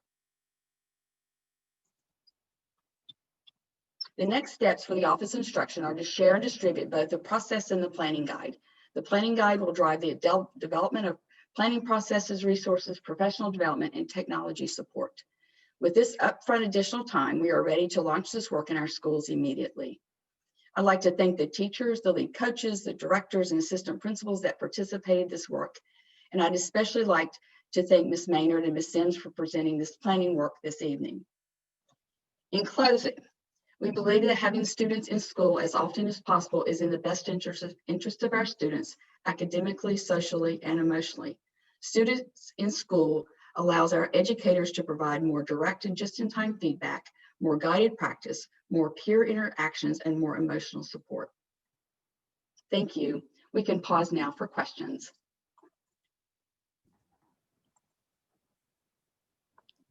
Any questions on instruction?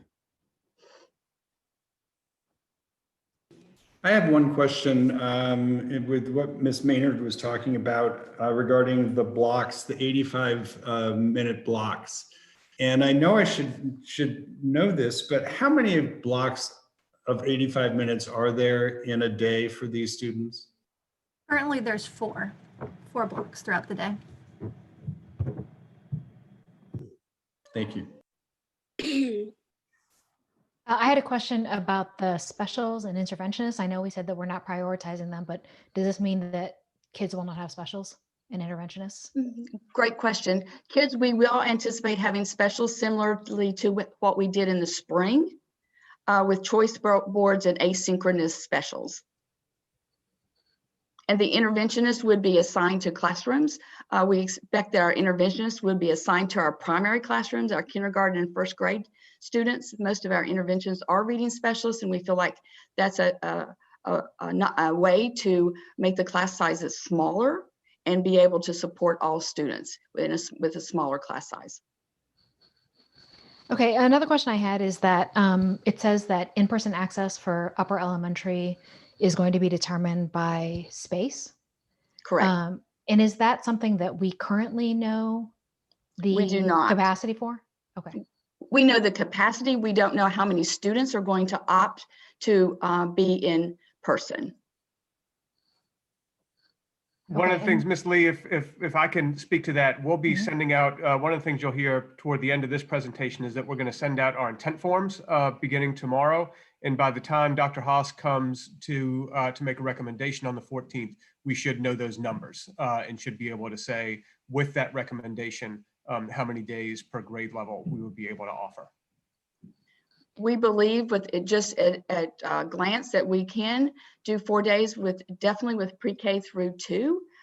Third, fourth, and fifth are the ones that we'll be looking at to determine. We would back it down, if you will. We tried to, if we did not have enough staff or space, fifth grade would be the one that we would put in hybrid every other day first. And so we'll try to get our youngest learners in as much as possible. Okay, wasn't bringing pre-K or K to 3 4 days not feasible at the beginning of the stage? I mean, wasn't that one of the issues with 4 days that we went to 2 days? Now, part of the issue with going 2 days instead of 4 days in the stage 3 was staffing. And then what will change now? I'm not sure I understand. What we will have, for K through 3, we now need to add a partner teacher. And so we don't have that, we haven't pulled all that staff back in yet. And so we'll have the partner teacher, interventionist, and the specialist essentials come back in. And then our teaching assistants may shift up to support our 4th and 5th graders. Okay, I thought that we did not have. We have the space. Okay, but I thought that we also, it just was not staffable and doable. Correct. That's the part that gave us pause going into stage 3. And because we didn't get that information as early as we are now, it was hard. It was very difficult to plan. So we couldn't guarantee that going, as you recall, we made the decision for stage 3 and we had 4 weeks to turn that around. Now we have longer and we're asking for this information earlier. So we'll know all that kind of information sooner, and we'll be able to determine and tell parents I imagine by January 11th when we see you again. And how much information will parents be getting before they need to declare intent? Dr. McLaughlin, you want to talk about the survey? Yes, so I can speak to that a bit.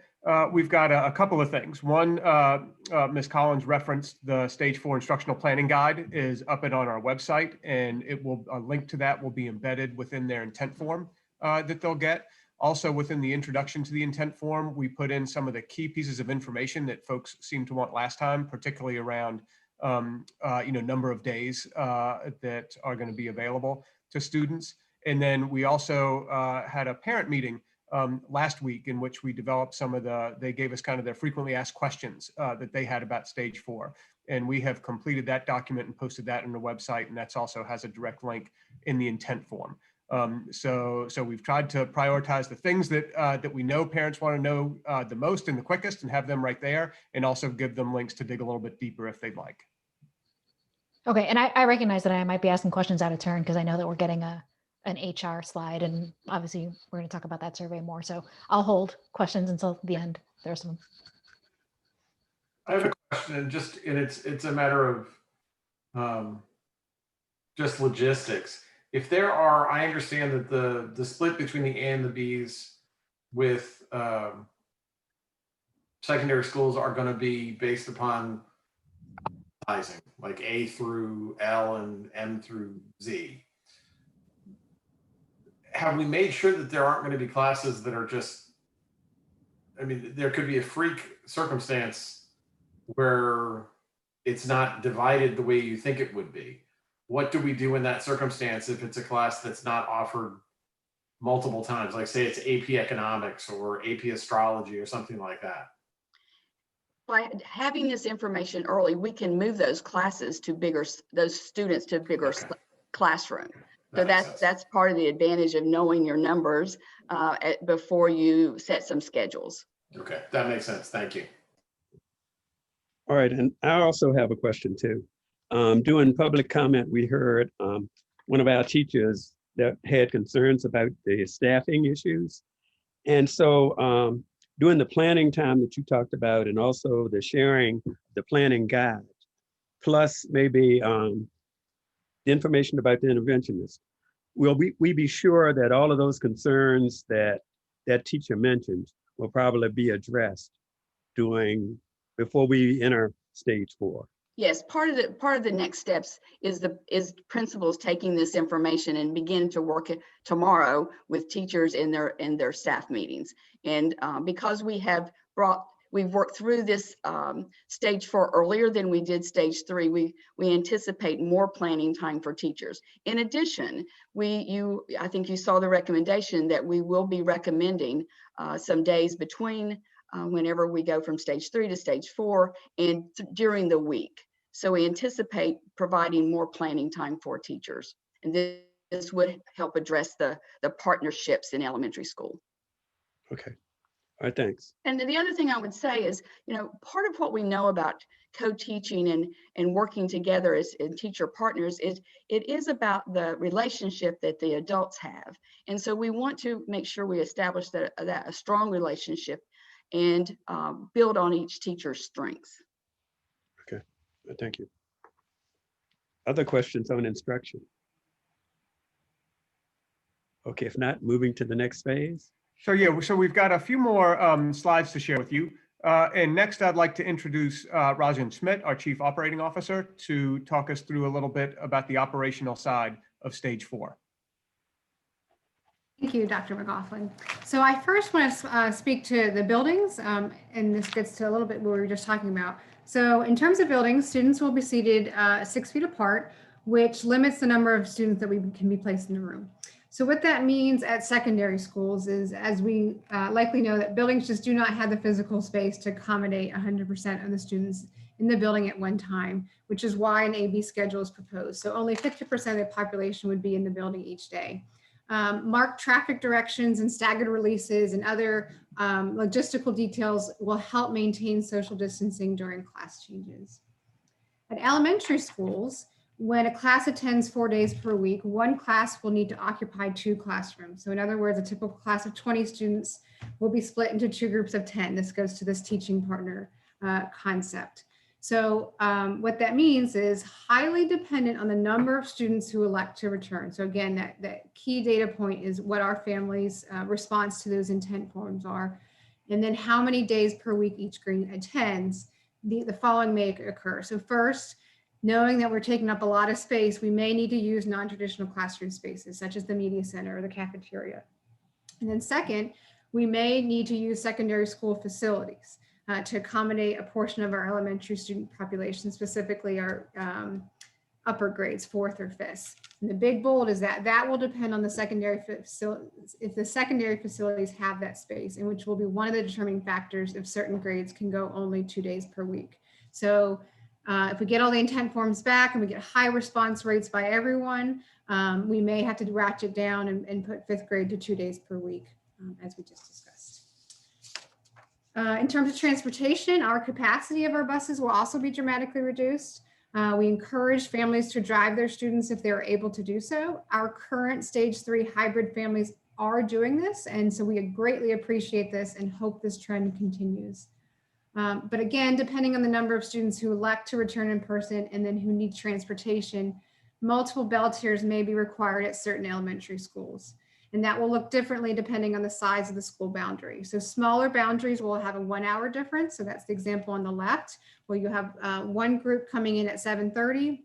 The buses will drop off, go back out through the neighborhoods and return with the second group at 8:30. In our larger geographic boundaries, that would be a 2 hour difference. Again, this is directly related to the number of students who elect to return and need transportation. So it may not be necessary. I don't want to be alarmist, but we do want to be transparent about the possibility. And for both space and schedule, I realize families want to know the specifics about their school, but it will depend on the response of those intent forms. And when schools have that information, principals will communicate more specific information to their communities prior to stage 4 starting. I have a couple quick highlights on what our meal service will look like in stage 4. First, meals will continue to be free to all students regardless of income level. That grant was extended through the remainder of the school year. When students are in buildings, meals will either be delivered directly to the classroom or students will go through serving lines in a staggered manner and then return to their classroom to eat. If a student is on an AB schedule, so our secondary students, for instance, meals will be sent home the next day. For the next day. So if a student is in school on Monday, they will receive their meal then, and then they would take home a meal for Tuesday while they're at home. And then while meals will no longer be delivered along our bus routes in stage 4, we would identify pickup locations that would be available to students not in buildings, such as those who elect to remain virtual. And then sorry, 2 more slides. I just did want to quickly comment, all of our health and safety practices that are currently in place will continue to be implemented. And I just highlighted a couple of the main ones and more information on our website in detail. But then lastly, I want to just briefly comment on behalf of our EDP program. In stage 4, that after school program will be offered, but slots will be limited to social distancing requirements. So therefore registration will be done on a lottery system. Thanks. And now we've got Dr. Kaiser to talk a little bit about the HR planning. Thank you, Ms. Schmidt and Dr. McLaughlin. I'm Claire Kaiser, Assistant Superintendent, and I'm going to talk a little bit about our planning around the human resources piece of a move to stage 4. The ability to staff our schools is a key component, as you're aware, in the decision to move from one stage to the next. Beginning today and through December 17th, the Human Resources Department is accepting requests for accommodations to be considered for stage 4 at whatever time that might begin. While much of our staff is willing to and able to return for in-person learning, we recognize that conditions exist that prevent some from being able to physically return during the pandemic. The timeline for the request, as we've put forth, allows us to know what our staffing needs are in order to help inform the stage 4 recommendation. Both teachers and support staff may request accommodations either due to a need associated with the Americans with Disabilities Act or for other reasons. When we moved to stage 3, some of those reasons included, but were not limited to, being identified in a CDC high-risk category due to childcare needs or for other generalized concerns. We anticipate that we will have similar requests during this request period. Approval of an accommodation request will be based on a number of factors to include student needs, staffing needs, and the employee's work as associated with those needs.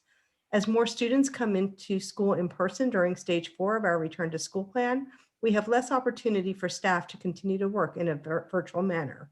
The number of virtual opportunities will vary from school by school based on those students' needs. Those who had virtual accommodations in stage 3 will be considered for stage 4. They do not need to turn in all new paperwork. We have a survey that will be going out to them that will be sent by email to them tomorrow. In January, Ms. Collins, Dr. Hairston, and I will meet with each principal to determine the staffing needs. As was true when we moved to stage 3, our goal is to accommodate as many staff members as possible with as minimal disruption to students as possible. If a person's accommodation request is not able to be approved, we truly hope that they are comfortable coming to work in person with the health and safety mitigation strategies that we have in place. However, if they are not able to do that, we will continue to be very liberal with the approval of a leave of absence through the end of this school year, and an employee may choose to resign or retire. We do recognize that every time we move from stage to stage, it does cause some concern for our staff. We are here to work with them, and we will be available to answer any questions that they may have through the Human Resources Office. Thank you, Dr. Kaiser. To begin wrapping up, one other thing I wanted to let the board know about was that last week we convened 2 separate feedback groups. One invited students in grades 6 through 12 to provide feedback, and the second invited parents from all of our schools to do the same. One thing that made these meetings unique is we challenged our principals to find 3 representatives to attend from each group, at least one of which was a diverse person of color or language. And they did an incredible job of recruiting participants, and we received great feedback from each group. Some of the top positives that those groups shared with us included getting back to school in stage 3. I think our parents really were happy to have some kids back in school, but also happy with having the option to keep their kids home if they wanted to. And most people were pretty pleased with our mitigation strategies. Areas concern focused on safety absolutely was the #1 trend we saw there, making sure that we're keeping kids safe. There was also some concern about how to manage the logistics with multiple kids in one household, and how we maintain consistency between an in-person and a virtual experience. And finally, we got some ideas. One of the things that came out of some of our students, our meeting with the students, was can they find ways to safely interact socially? I think our kids are really kind of chomping at the bit to get back and be around each other, knowing that we've got limitations that are preventing that right now. Also to continue our focus on safety and consider the use of outdoor spaces at school, which I think we have been doing a bit already.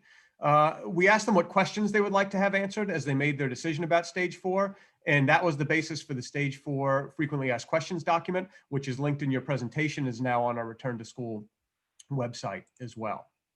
So this leads us to our next steps. This week, we're going to be sending out information to our staff about how they can request an accommodation for stage 4. And tomorrow, we're sending our stage 4 intent forms to all students in grades 4 through 12, as well as all of our students in grades K through 3 who are currently virtual. It will ask them to let us know whether they will remain virtual in stage 4 or choose to return to school. This information is going to be binding for whenever we move to stage 4, and forms will be due on December 18th. Dr. Haas is going to use that information as he develops his recommendation, which he'll present to you on January 14th. On the 21st, we'll have a special meeting of the board to make a decision on which stage we should be in as we enter the 2nd semester. And that concludes our slide deck for the evening. And we'd now like to open the floor for comments or questions. Are there any questions from the board? Any questions?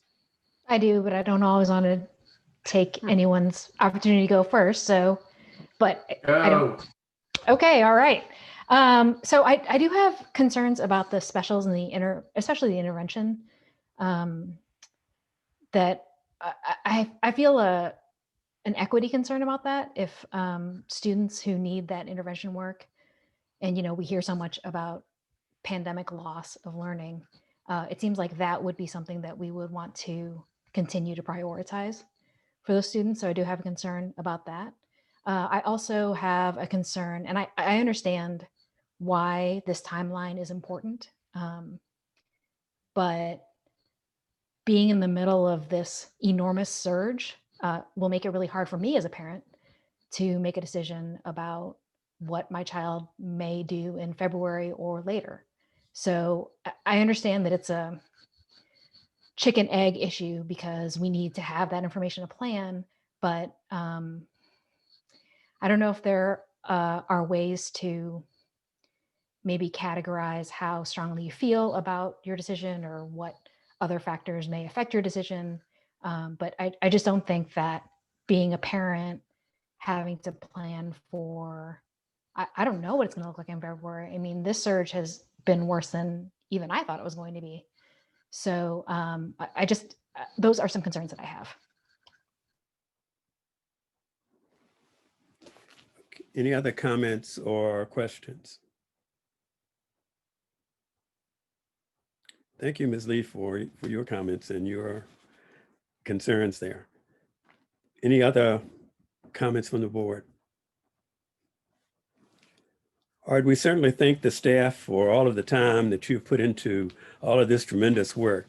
We really appreciate everything that you've done because we realize that this is really a very tiring time and a lot of pressure has been on you. So Dr. McLaughlin and the entire team that presented, thank you so much for your work. Thank you. We will now take a 10-minute break. Our time is 8:35, right? So we'll be back at 8:45. Thank you.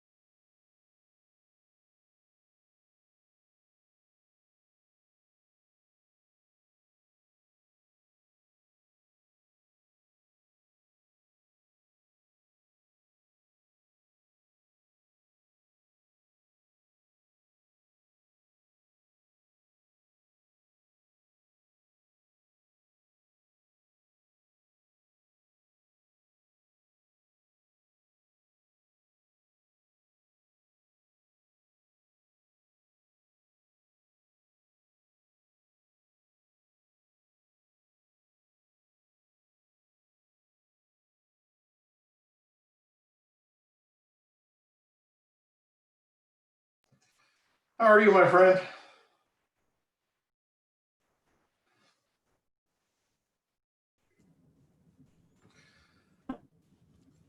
Dave? Hey, Graham. Judy. Hey everyone, I just wanted to apologize. My laptop died and I don't have a cord. It's in my husband's car and he went to go see the drone show at King's Dominion. So I'm on my phone. Okay. How embarrassing for you. That is terrible. It's kind of nice to not have my video. I feel like I can focus more. Sometimes when the video's on, it's like you feel like you got to stare at the screen. It's a little tough. Elijah's back.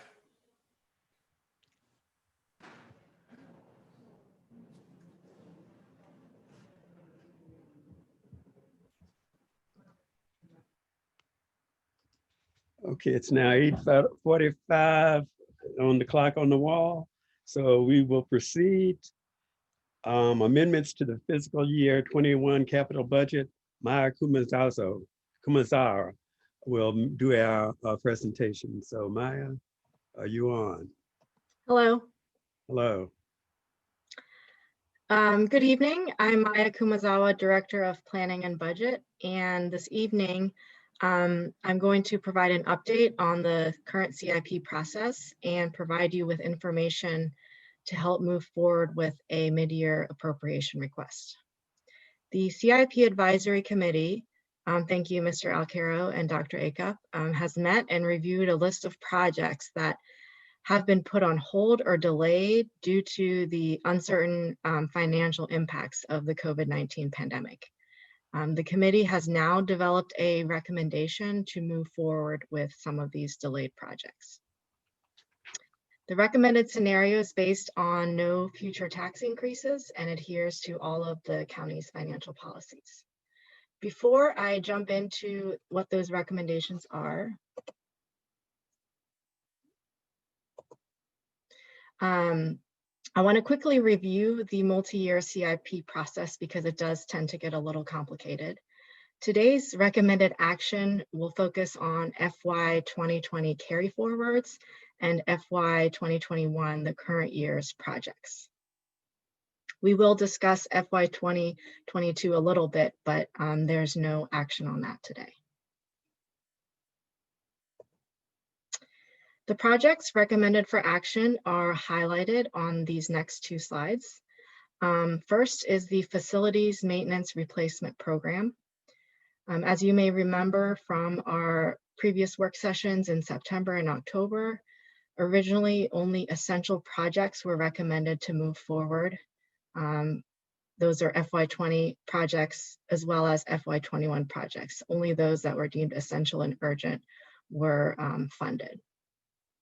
It is proposed that the program is shored up, which would add about $2.6 million to the current year's capital budget to account for both of those years.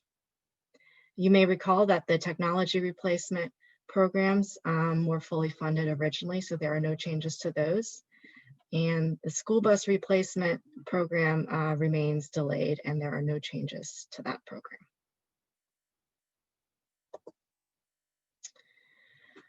Two more projects are recommended to move forward in the current year. One is the Western Albemarle High School ADA and softball restrooms project.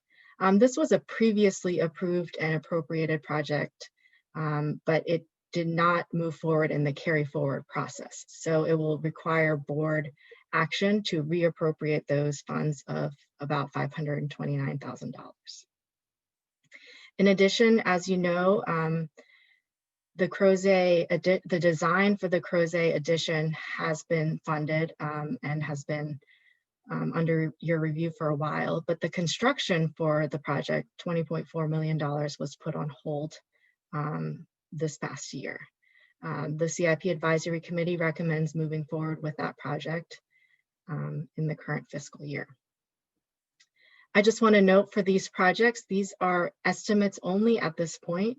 And as we receive bids, they may come in higher, and if they do, we would come back to you with additional appropriations as needed.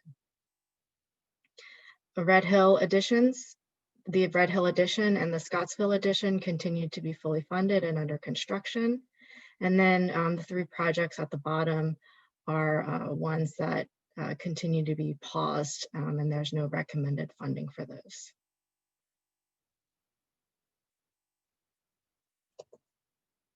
I have a few slides on some of the major projects for your consideration. The Crozet addition, which is recommended for action tonight. There's a draft timeline here, so you know what will happen once if you and the Board of Supervisors approve the appropriation request. And it would be open for the FY23 school year. It adds about 376 seats for that school year.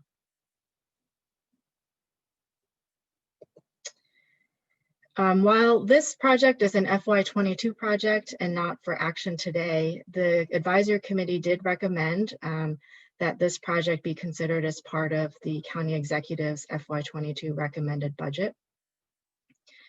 Here's a quick overview of that project, and it's important to note that though this relatively small price tag only alleviates current concerns with capacity at Mountain View. It does not address the long-term growth needs for this area. So again, this is just a short-term solution, and it will need to be accompanied with something else down the road. And we will certainly bring this back up for discussion in the future. High School Center 2 is another major project that has been in process for several years now. Currently, there is no recommendation for funding for this project. The schematic design has been completed, and we were in the design development process. The original timeline of the FY24 school year open will probably need to be delayed if it's decided to be funded down the road. So we put some next steps in here. We will bring this back up for discussion in the spring, and the Long Range Planning Advisory Committee will certainly consider the capacity impacts at the high school level in FY23 and beyond. So this could come back again for the 5-year CIP that will be presented during the next budget process. So a quick recap on where certain decisions will be made. Today, as I mentioned, we recommend an appropriation request for 3 projects for the current year. And if that moves forward, the Board of Supervisors would appropriate those funds in January. And there is a joint work session planned later in January as well. And there may be, the agenda hasn't been finalized, but there may be an opportunity to talk about FY22 CIP then. And in late February, the county executive will present his recommended budget, which will include the FY22 capital budget. And then, as you know, this summer, the Long Range Planning Advisory Committee will come before you with their recommendations for the years FY23 and beyond. So that's all I have. I can take questions, or we can move forward with the action item if you would like. Are there questions before we take action on items listed? Any questions? Just to clarify, basically what we're being asked to do is to approve the remainder of the 21 CIP. This is the next step after what was cut back last spring, just so everybody's aware of that. And then, as Maya is saying so accurately, then there'll be work on the 22 coming up. And when Mr. Richardson puts in his funding request. So that's why we're going to be seeing this subject again. And by the way, one of the things that had happened in the meeting is that there was a request put in part by me and by others If you remember, for those of you who were on the board in 2019, there was a lot of involvement with CIP that year. In past years, the Board of Supervisors had had concerns that they weren't getting enough information from us soon enough to be able to make decisions on a timely and on an efficient basis. And so as a result, a lot of what we had wanted to do didn't get through. So in 2019, that was just last year, we had a meeting of the CIP Oversight Committee in May. And then the board had a joint meeting with the supervisors in September. And then there were other meetings before the end of the year. So instead of having 2, which has been the historic number of meetings for the now CIP Advisory Committee, we had 5 in 2019. And there was great communication, and we were able to approve a lot of the things that we wanted to have, even though we lost some of them, and we're trying to replace it now. So, I just speak for myself on this, but I totally and highly endorse a yes vote tonight for the approval of this for the remainder of what was in the 21 fiscal year budget. Graham, do you need a motion? Yes. I move that this board again endorses the resumption of these projects that we have previously approved, and Second. that, pardon? Period. Yeah. Okay, it's been moved by Dr. Acuff and second by Mr. Oberg that we approve the 3 remaining projects, asking the supervisors to increase our budget to include these 3 remaining projects.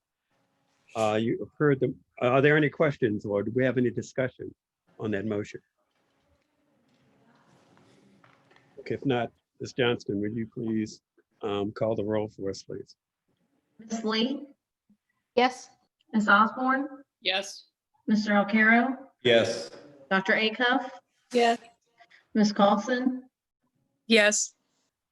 Mr. Oberg, Yes. Mr. Page. Yes. All right, thank you. So that will move forward. Maya, do you have any other information to present to us, or is that in your report?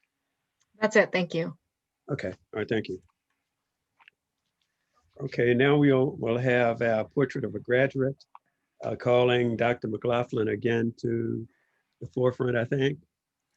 So yes, thank you, Chairman Page, and good evening again, board members. Pat McLaughlin, Chief of Strategic Planning for the division, and I'm here tonight with my last agenda item to share with you the work that's been completed to develop the Albemarle County Portrait of a Graduate. As you know, this year we've embarked upon the development of a new strategic plan for the school division. Our internal team is led by Jamie Gellner, Jasmine Fernandez, Helen Dunn, and me.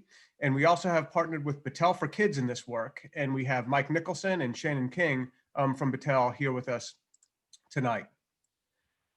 The process that we're using has a number of distinct stages. And we have just completed the envision stage in which we develop the portrait of a graduate. The world in which we are sending our students requires not only an experience that contains rigorous academic content, but also one that develops the skills and competencies that are unique to our contemporary community. We begin this process by asking questions such as, what are the hopes, aspirations, and dreams that our community has for our young people? And what are the skills and mindsets that our children need for success in this rapidly changing and complex world? The answers to these questions help us to develop the key competencies we should incorporate into our portrait, which will become the guiding light for the development of our key priorities in the school system. To develop our portrait, we had over 100 students, staff, and community members participate in 5 portrait design team meetings. We sought out diverse perspectives who understood the needs of all of our community members and could help us to understand and develop a collective community vision that clearly articulates our hopes and dreams for our kids. As we continue with this process, we will heed the question above posed by one of the design team members to maintain diverse perspectives in development and execution. For example, we know that we've had difficulty engaging our Latinx community in ACPS, and that's reflected both in our initial design team and in the survey results we'll see later in the presentation. As we continue this process, engaging more stakeholders from that community is going to be a priority for us.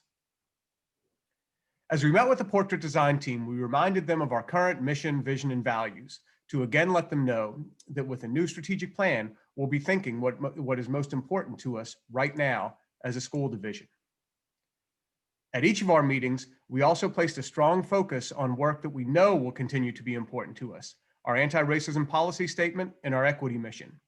These will continue to be values for our division until and after we have met the goals outlined in the equity mission, and we encouraged our team to keep these in mind as they went through the process. At each iterations of our meeting, we continued to narrow the focus of our portrait, beginning with understanding the modern world and workforce and why we need a portrait, to identifying our dreams for our students, and then determining what competencies would most likely help them reach that dream.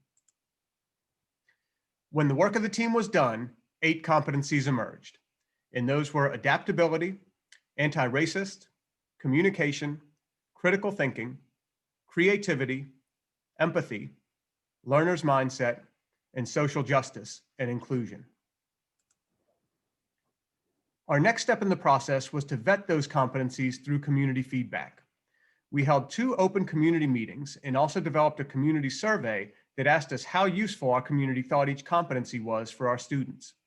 We heard back from just under 1,300 community members.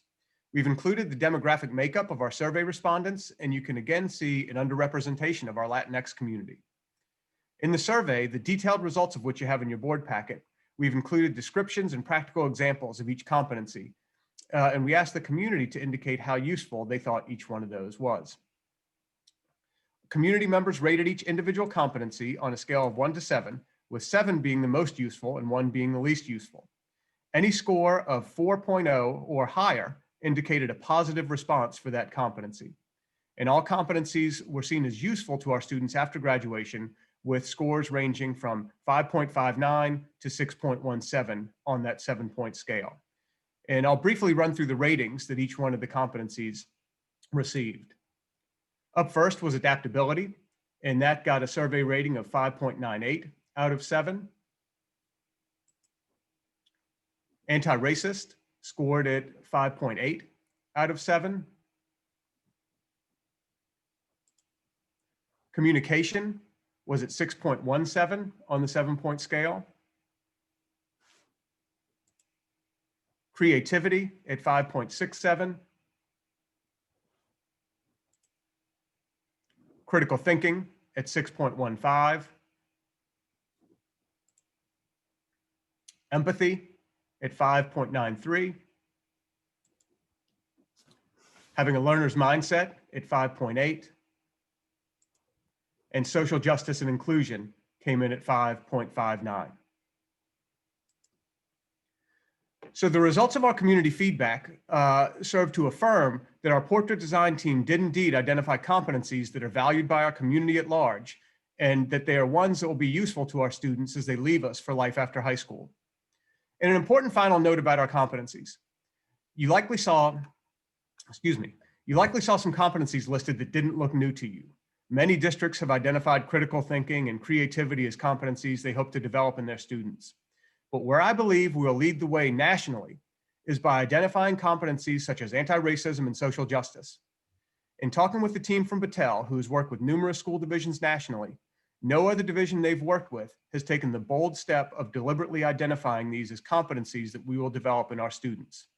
This will make us unique and I believe a national example of how to do this work. Our next step is where the rubber really meets the road. We're moving into the design and develop portion of our work. Beginning next week and continuing through April, our strategic plan design team, which consists of a mixture of veterans of our portrait team, as well as many new school and community voices, will begin to outline the strategies and metrics we need to implement to make our portrait vision a reality. We plan to be back with you in May to bring a new plan to you for adoption. But before we do that, we'd like to hear your thoughts on the competencies that we have developed, to see if you believe as a board that these competencies will be valuable skills that will allow our students to achieve their dreams once they leave our school system. So at this time, I'd like to open things up for questions and comments from the board.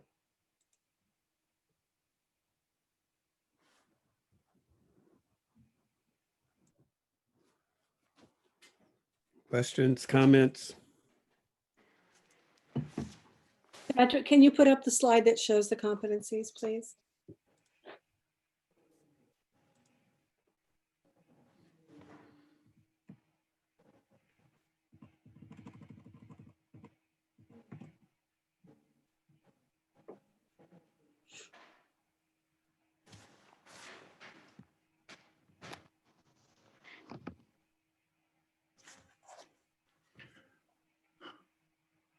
You know, I would say that I applaud all of these, and I am pleased with the social justice and inclusion, as well as the anti-racist foci that we're kind of zeroing in on.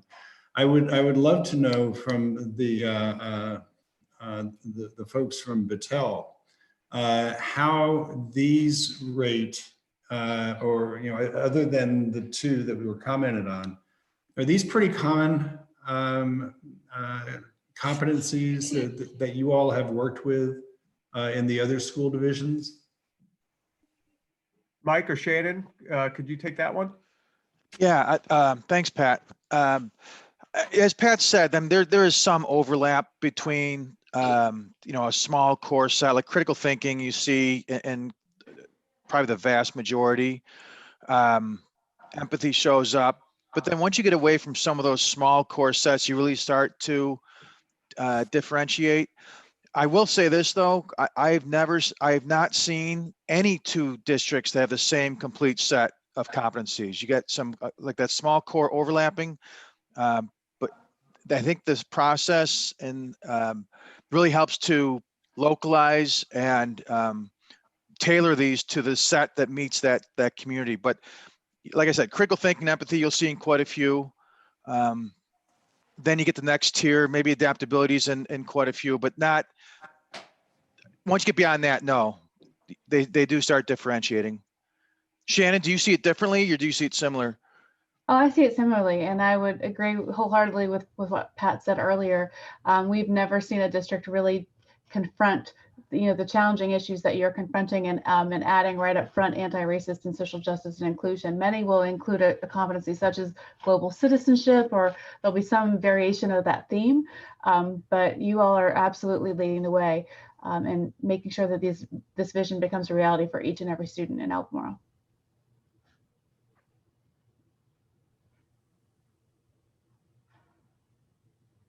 Okay, are there other questions or comments from the board?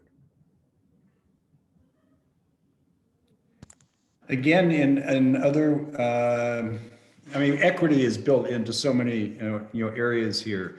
Are there any other versions of competencies that may directly point out equity or highlight equity that you've seen?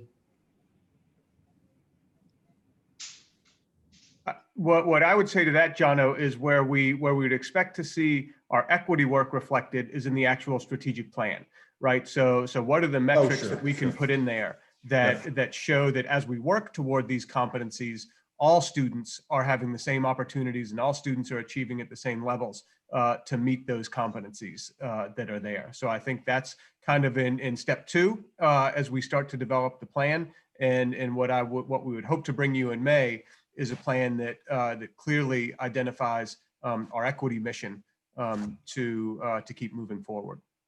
Very good, thank you. And thank you to Shannon and Mike for the work you've done with us. You're welcome. Thank you. Thanks for having us. My concern going forward is simply that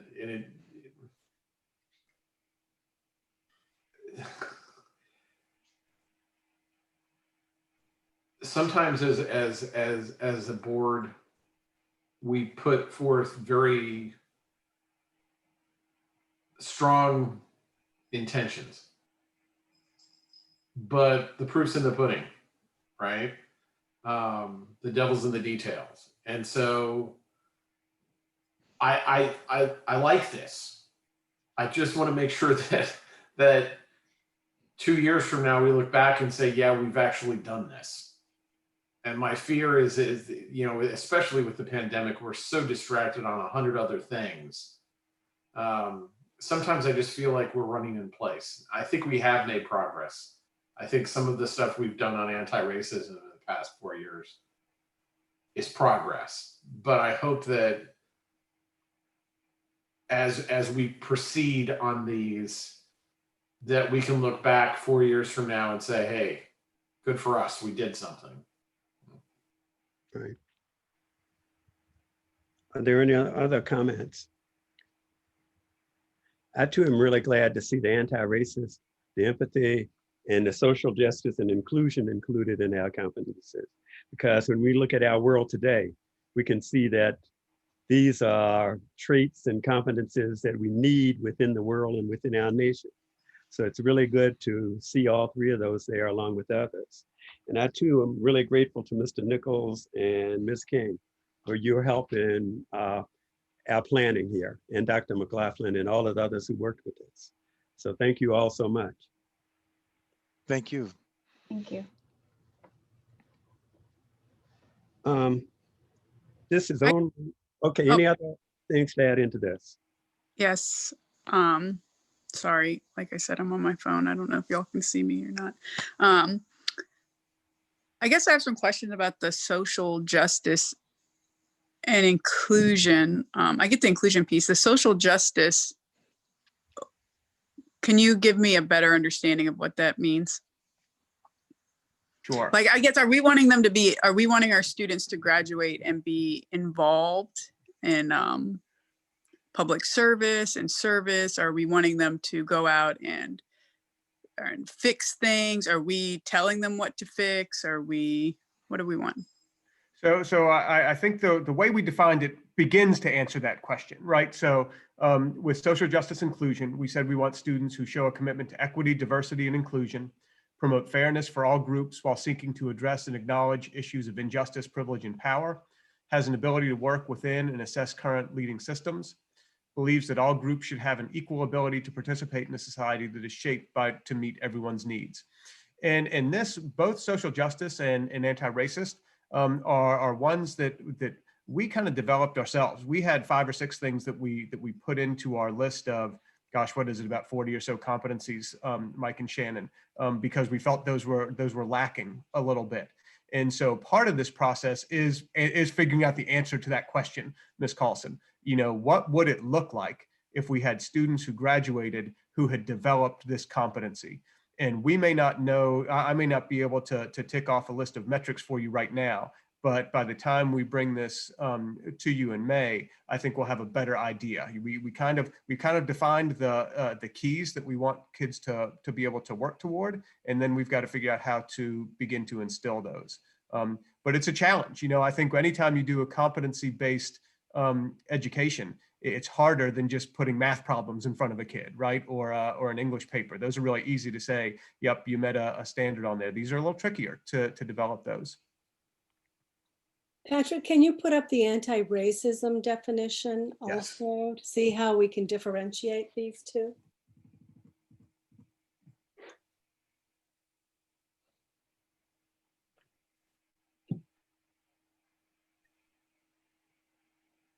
And so these are similar to each other.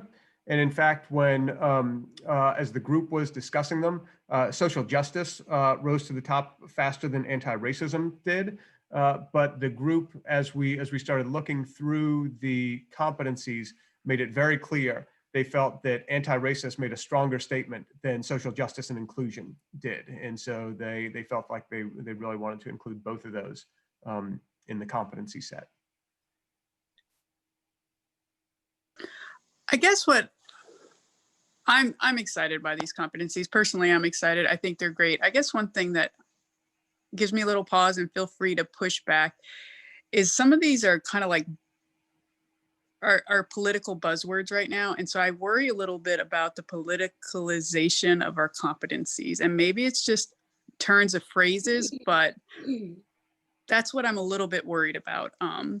And maybe I'm alone, and that's something that's tough for me to kind of grapple with, because I know we want to be pushing this way, like we are fully supporting the anti-racist movement. But I just want to make, that's why when I was asking about the social justice, what does social justice mean? It means different things for different people. So do we want people to just be involved and able to look at situations and analyze it in a way that is inclusive of other views? That's the kind of stuff that I just want to make sure that we're articulating. And I mean, I don't know. That's the only thing that just gives me a little pause, is that some of this I know is really hot stuff right now in a political realm. And I get worried when we're putting that in an educational realm, but maybe I'm wrong. I still support them. I don't think you're wrong, Katrina. I think it's just an issue of, sadly, they've become political. They really shouldn't be. I mean, it's sort of, I acknowledge the fact that the reality is that they have become political, and you could look at it that way, but willing, 5-6 years from now, we will have backed off to the point where it's political and it's just common sense. But I do see your point. I mean, I have a very low level question. Is 8 the magic number for competencies? Actually, I would say most districts that we've seen have 6. So we're a little bit higher on those. But as we've discussed it, and we were thinking about culling this list down a little bit, that's one of the reasons we sent out the survey. And the survey just kind of affirmed that our community thought that all of these had significant value for kids as they came through our schools. And so I think it does make it a bit more of a challenge when you have the more targets that you have there. But we were having trouble saying any one of these should not be on the list. I just have I'm not trying to unwind the clock, but was there any thought to putting in as a competency mental, emotional, and physical health? Yes. Like So Sorry. again, I think coming back to the yes, there was. And some of the conversation in the group, if I'm remembering correctly, Mike and Shannon, was that, again, we can look at that in the context of the plan. Yes. What kind of practices are we putting in place that are going to ensure positive mental health and a positive experience for our students? So I would certainly expect student mental health and well-being to be incorporated into what we bring you back in May. I would like to see that, simply because I think, especially coming out of this year, I mean, this has been hard. I mean, it just has been hard, and I think it's going to be something we're going to be dealing with for a lot of years. Yeah, I think that what's going to emerge are a number of things, and one of the things that I really appreciate Dr. Haas saying many times in our meetings is, this isn't our last strategic plan. This is going to be the strategic plan for what's important for us right now and in the next immediate 4 to 5 years. And I think all of those things that have been mentioned tonight are going to have a significant impact on that plan: COVID recovery, student mental health, and several of the other things that I've heard board members mention this evening. Patrick, what was the rating on social justice and inclusion? That was a 5.59, Mr. Page. Thanks. And if anyone needs it, attached to the board item also is the detailed report, so you can kind of see how many people gave it each one of those rankings, 1 to 7, and a little bit more information on there. Okay. Yes, Dr. McLaughlin, I really appreciated you supplying that information. I found it just really enlightening, and this whole presentation, I think, is just great. I really appreciate your hard work on this. Thank you. Right, true. Are there any other questions or comments? So again, thanks to Dr. McLaughlin and to our 2 guests, Mr. Nichols and Ms. King. Great presentation. Thank you, guys. Well done. Thank you. Oh, thank you. All right, next on our agenda, the proposed legislative packet by Mrs. Dunn. Dr. Dunn. Good evening, Mr. Chair and members of the board. Good to see everyone once again. And I'm just going to share my screen. I have just a couple of slides to show. Great Christmas tree. Oh, thank you.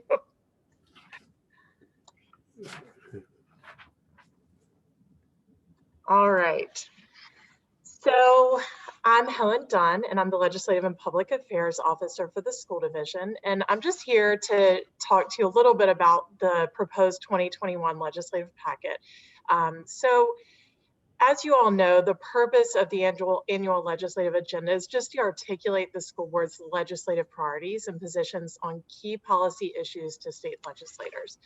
And tonight's goal is to receive input and direction from the board. So this is an action item on tonight's agenda, and we'll be finalizing the packet for next week so that we, have exactly what you all want to have in that packet, representative of your preferences for our legislative priorities. So as you already know, the legislative meeting will take place on December 17th, which is next Thursday. We do have 4 legislators confirmed already for that meeting. So we have delegates Bell, Hudson, and Runyon, as well as Senator Deed. So they're all going to be there with us, which is great. That's a pretty good turnout.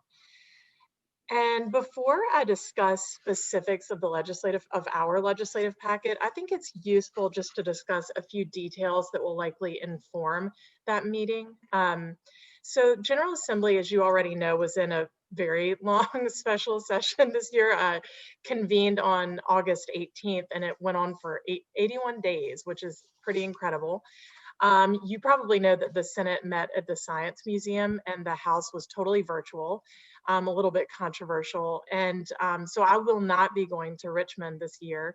I'll be able to do all my testimonies, anything that I do, I'll be able to do remotely this year, which will be kind of a trade-off. I'll miss my time there, but it'll be good at least that we can kind of tune in however works. So there were a few very significant trends for the legislative session, the special session, and you probably already know a little bit about those as well. Criminal justice reform was really one of the biggest issues, I would say the biggest issue that emerged besides obviously the budget.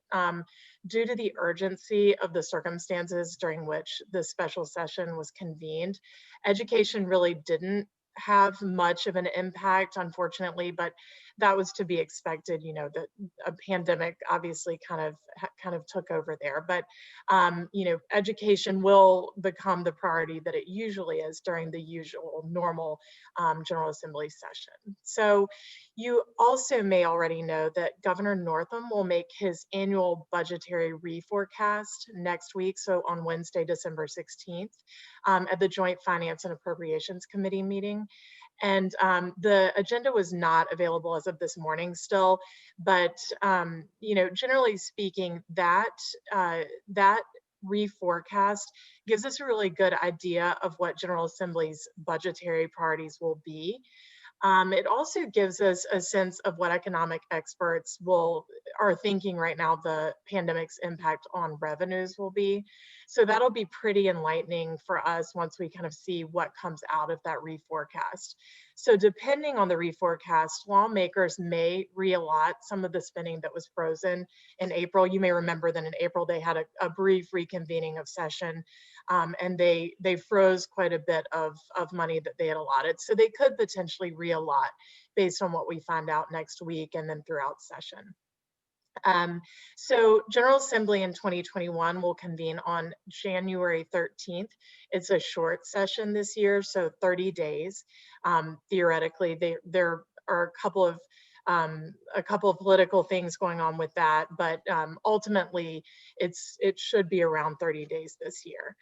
And the issues that are likely to be debated in 2021 session that would affect public education are, again, the reforecast of the governor's biennial budget, COVID-19 relief, criminal justice reform, and school resource officers. And we can also expect to see efforts to create alternative education programs for suspended students and other initiatives regarding student discipline. And we're kind of already a bit at the fore on some of those, as you already know, with STEP program and some of the other things that we're doing here. You can also expect to see legislation filed for worker protections, broadband connectivity and device access, and hold harmless ADM fixes, so average daily membership fixes, and those are all related to COVID as well. In terms of our legislative packet, what I'm proposing so far for inclusion pertain to state budget, social justice and anti-racism, mental health, and teacher recruitment and retention. So as far as state budget goes, we're primarily asking that the 2019 and 2020 March 31st average daily membership, or ADM, be established as a floor for basic financial aid for school divisions, and that school divisions be held harmless for any changes. You know that membership has been lower due to the pandemic, obviously, so that's something that's really important. Pretty much every school division will be including something like this in their packets.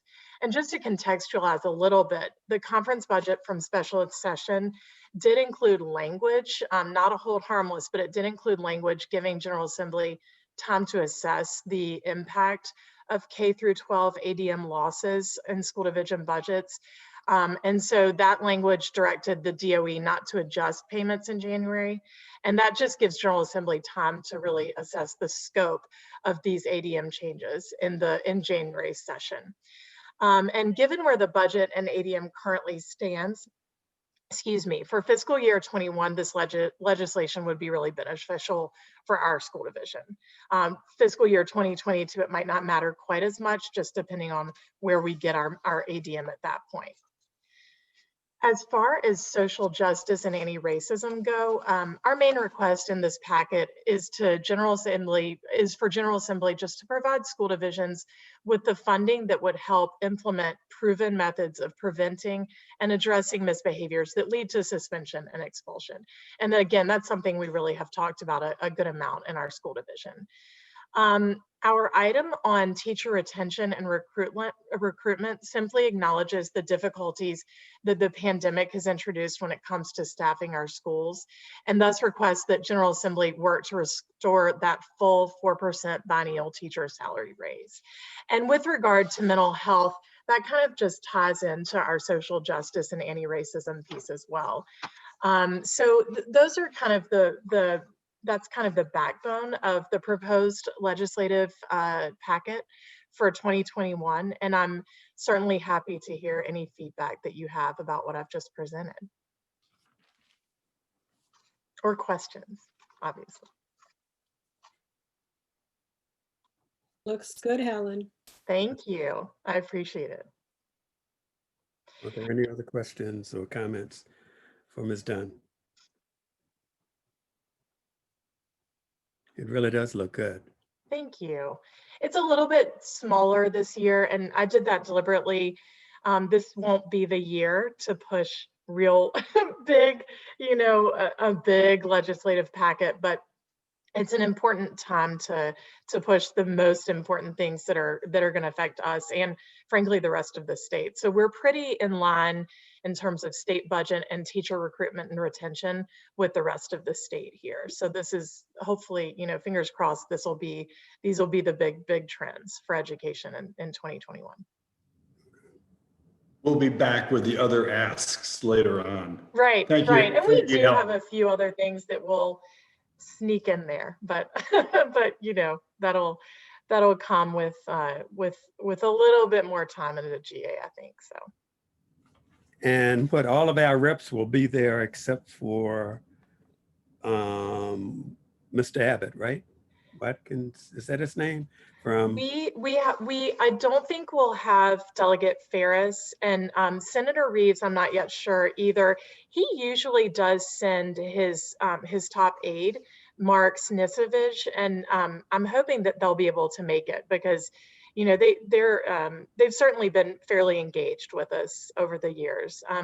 But yeah, so we won't have Matt Ferris, but otherwise we will be pretty well attended. Okay.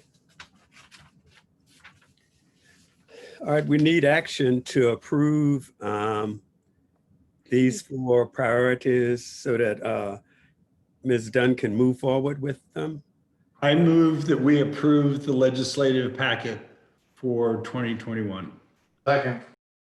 Okay, moved by Mr. Alcaro, second by Mr. Oberg, that we move forward with the legislative packet. Any discussion on that motion? Okay, if not, Ms. Johnston. Mr. Oberg, Yes. Ms. Osborne, Yes. Ms. Lee, Yes. Mr. Alcarro, Yes. Ms. Carlson, Yes. Dr. Acuff, Yes. Mr. Page. Yes. All right, thank you, Ms. Dunn. And will you be setting in on the meeting on the 17th? I sure will. Yes. Okay. I'm looking forward to it every year. Right. Great. Okay, thanks so much. Thank you all so much. Have a great evening. You too. All right, now we are ready for our fourth quarter audited financial report by Mr. Zimmerman.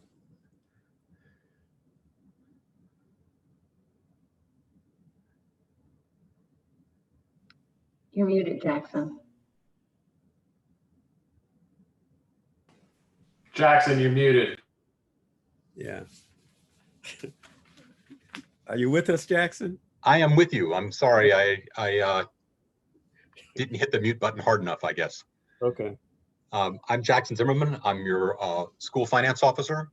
I'm here to present for you an unusual yet very positive fourth quarter financial report for the year ended June 30, 2020.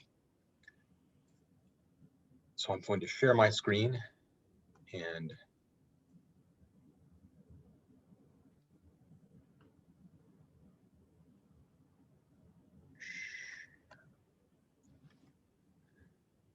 so given that I'm Zimmerman and we're at the very, very end of your meeting, I figured I would try and just do a high level proposal of a high level look at our financials for the fourth quarter. In general, we have sort of three things to really take home from this financial report. Our revenue collections for this fiscal year greatly exceeded our expectations. This is extremely unusual. Most years, our revenues are very consistent and very known and replicable across the entire year.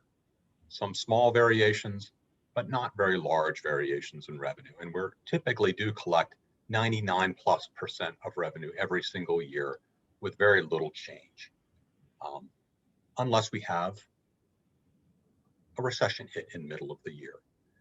But this year was quite different in many ways, and we'll go into those specific differences during the year. We did have slightly lower expenses than anticipated. This is, again, another function of this very unusual year that we had. We'll provide some background on that in this presentation. But overall, we finished this year in an extremely strong financial position for, again, a variety of reasons that we will address later.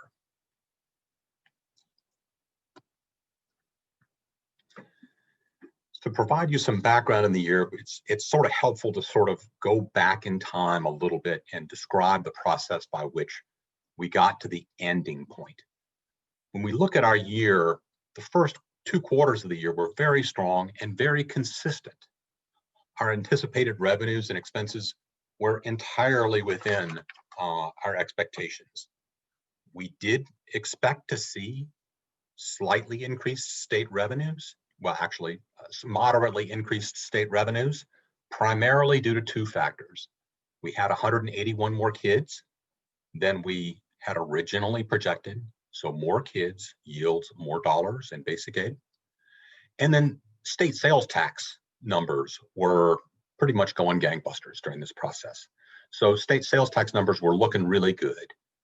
So we were expecting to see some additional state revenues during the year.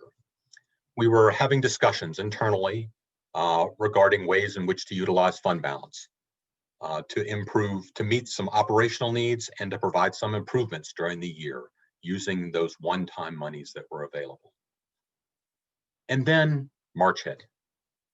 Pandemic, school closures, and an anticipated recession with no guidance from either the state or the feds, and sort of delayed guidance from local governments because no one knew exactly what was going to happen. We haven't had a pandemic in 100 years. So that's sort of the background that took place in the first half of the year, all the way up until March. Then in the third quarter, we had to totally revise expectations when we were looking at our financials associated with the third quarter. The presentation of this took place in the June board meeting.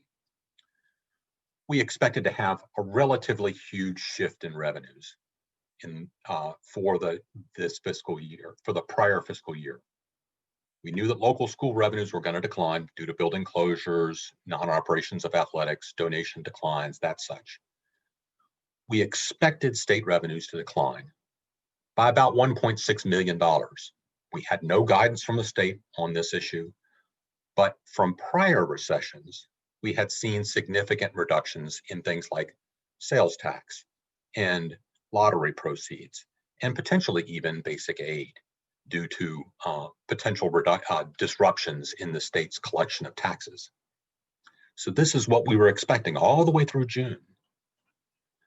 Federal revenues, we did expect to see some increase, that federal revenues would meet budget. We received relatively small numbers of dollars in federal revenues. Those were primarily special ed. Didn't expect to see any decline in that, in those revenues. And then in May, local government communicated to us that they expected a reduction in local revenues, and that our share of that was going to be $2.6 million, a little bit more than $2.6 million, somewhere between 2.6 and 2.7. They were asking that we plan on receiving less money from local government.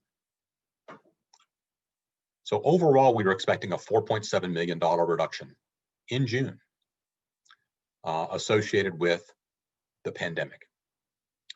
In expenses, we decided that it was extremely important for us to maintain existing staffing. We implemented remote learning and remote work, all very new things to everybody in the organization. We're getting a little more used to it now. We also knew we needed to minimize expenses, but maintain our facilities and operations to be ready for the upcoming year. But we had to make some reductions in order to meet this new revenue shortfall. We also wanted to maintain fund balances to meet new year unknown operational needs. So overall, we expected expenses to decline by about $4.6 million. And that does include health insurance savings that we incurred and that we benefited from in the past year. So remember, we had a holiday on our on 1 month health insurance. So that was inclusive of those savings. So those are the expense and revenue reductions that we were planning for with the best information available in June.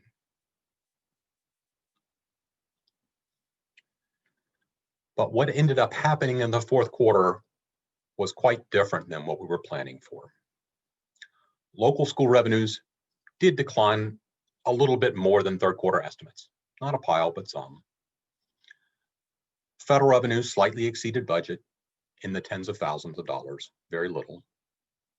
The big change happened in state revenues. We actually received $2.8 million more dollars than anticipated. And the primary impacts of this were state sales tax, lottery proceeds, and no reduction in basic aid at all. State sales tax, if you remember, is collected 2 months delay. The first full month of state sales tax that were impacted by the pandemic wouldn't come in until the end of June. So there was no idea that state sales tax would actually continue to be relatively strong during this process. So one of the big takeaways here is revenue received at the very end of June or later were significant contributors toward our very strong financial performance. And then the final area that's out there is local government restored the $2.7 million, $2.6 to $2.7 million reduction that they had originally told us that was going to be implemented for us in sharing revenue shortfalls. They restored that, but they restored that back in September and posted it back into the prior fiscal year. So if we go back and look at our overall revenues, we have an extraordinary series of unusual circumstances. We generally don't have much in the way of revenue fluctuations taking place at all. But we do have a pandemic for the first time in 100 years. It did have some significant federal interventions during the pandemic that may have had some significant economic impacts, which changed behaviors that is unlike anything anyone has seen.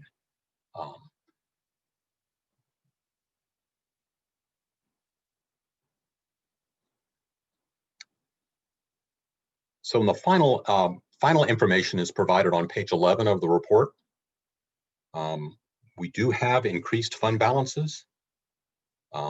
Revenues yielded about a $5 million, near $5 million balance of revenues over expenditures for the fiscal year, almost exclusively due to these massive revenue fluctuations that really are pretty unprecedented in our school's histories. I've been here, 25 years and haven't seen anything like this in multiple recessions.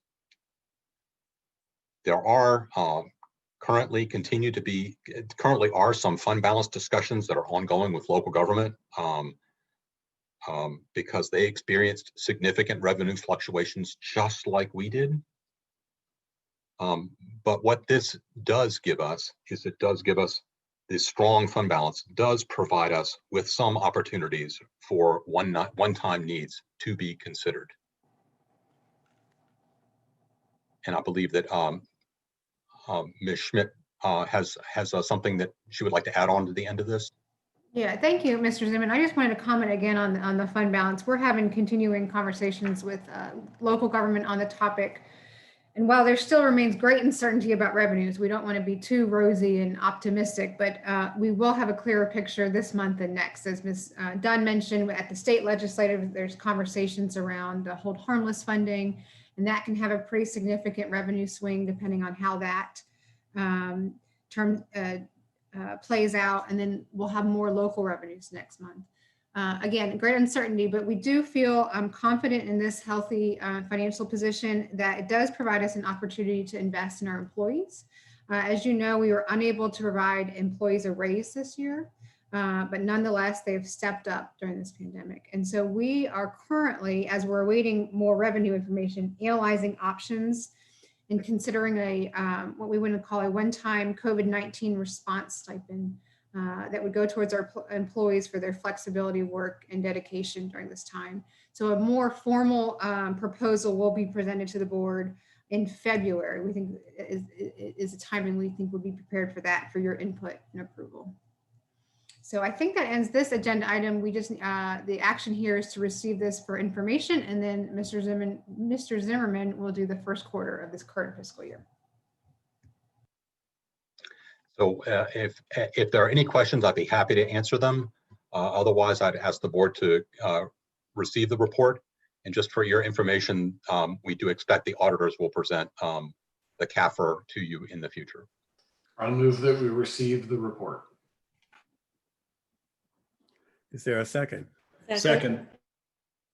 Okay, Mr. Oberg moved, Mr. O'Carroll second, that we receive the report. Ms. Johnston. Ms. Osborne, Yes. Ms. Lee, Yes. Mr. Alcaro, Yes.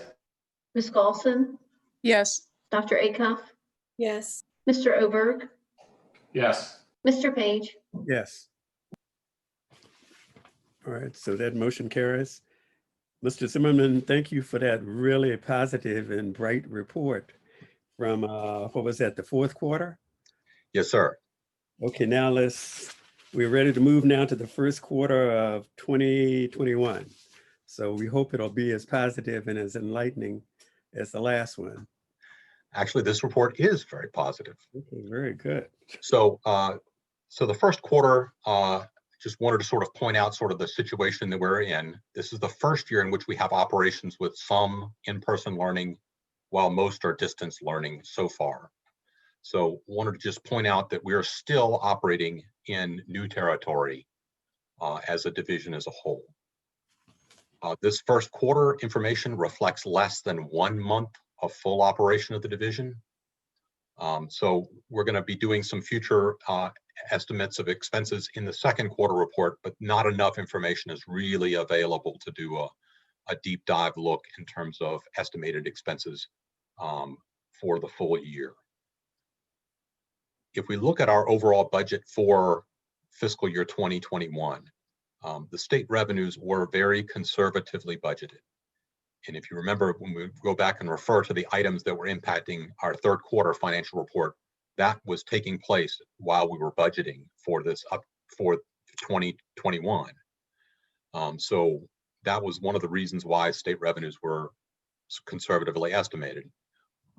The state provided no guidance during the budget development process regarding revenue estimates.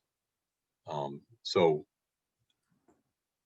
that is one feature associated with our fiscal year 2021 original budget.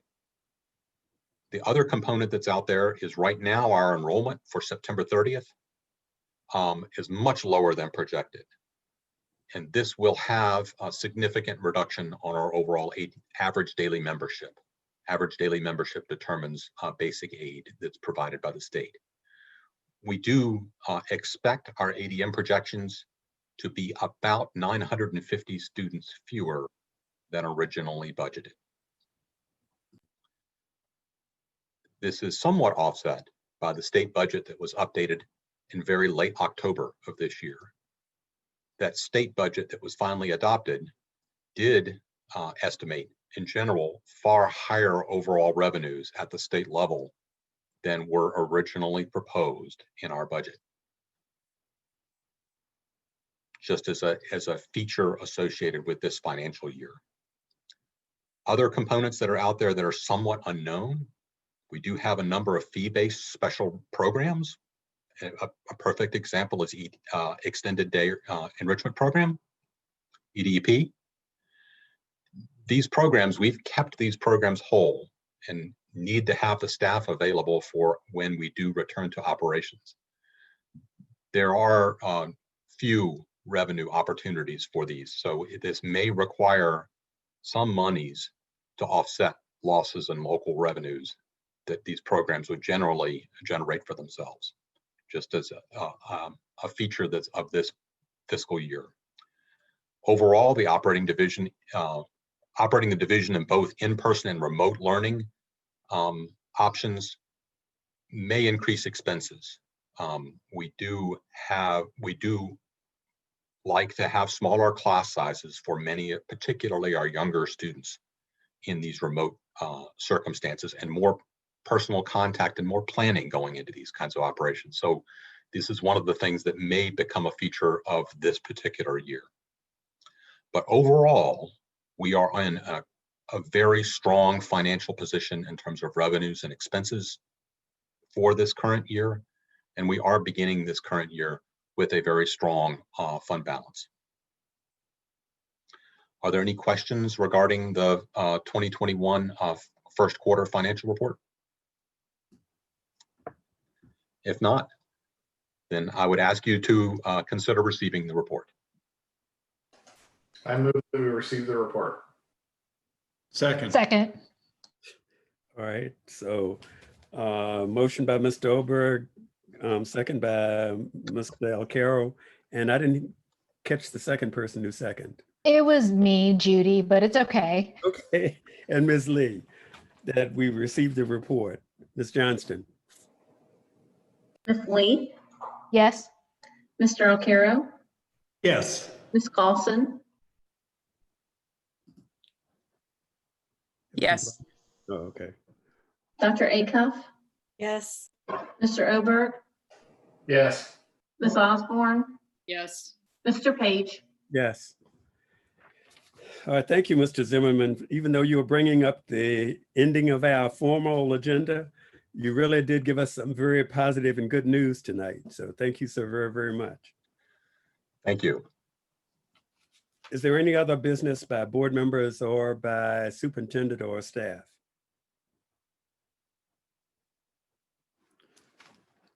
Okay, hearing none. I would again like to make sure that we thank Mr. Trout and Mr. Witt for serving as our student reps on the board. We thank all the staff for bringing us these excellent reports tonight. And our meeting will now stand adjourned. So thanks. Happy Hanukkah to holidays, those who everybody. celebrate. Thank you so much again, everyone. Okay. Good night. Bye. Night, everyone. Yeah.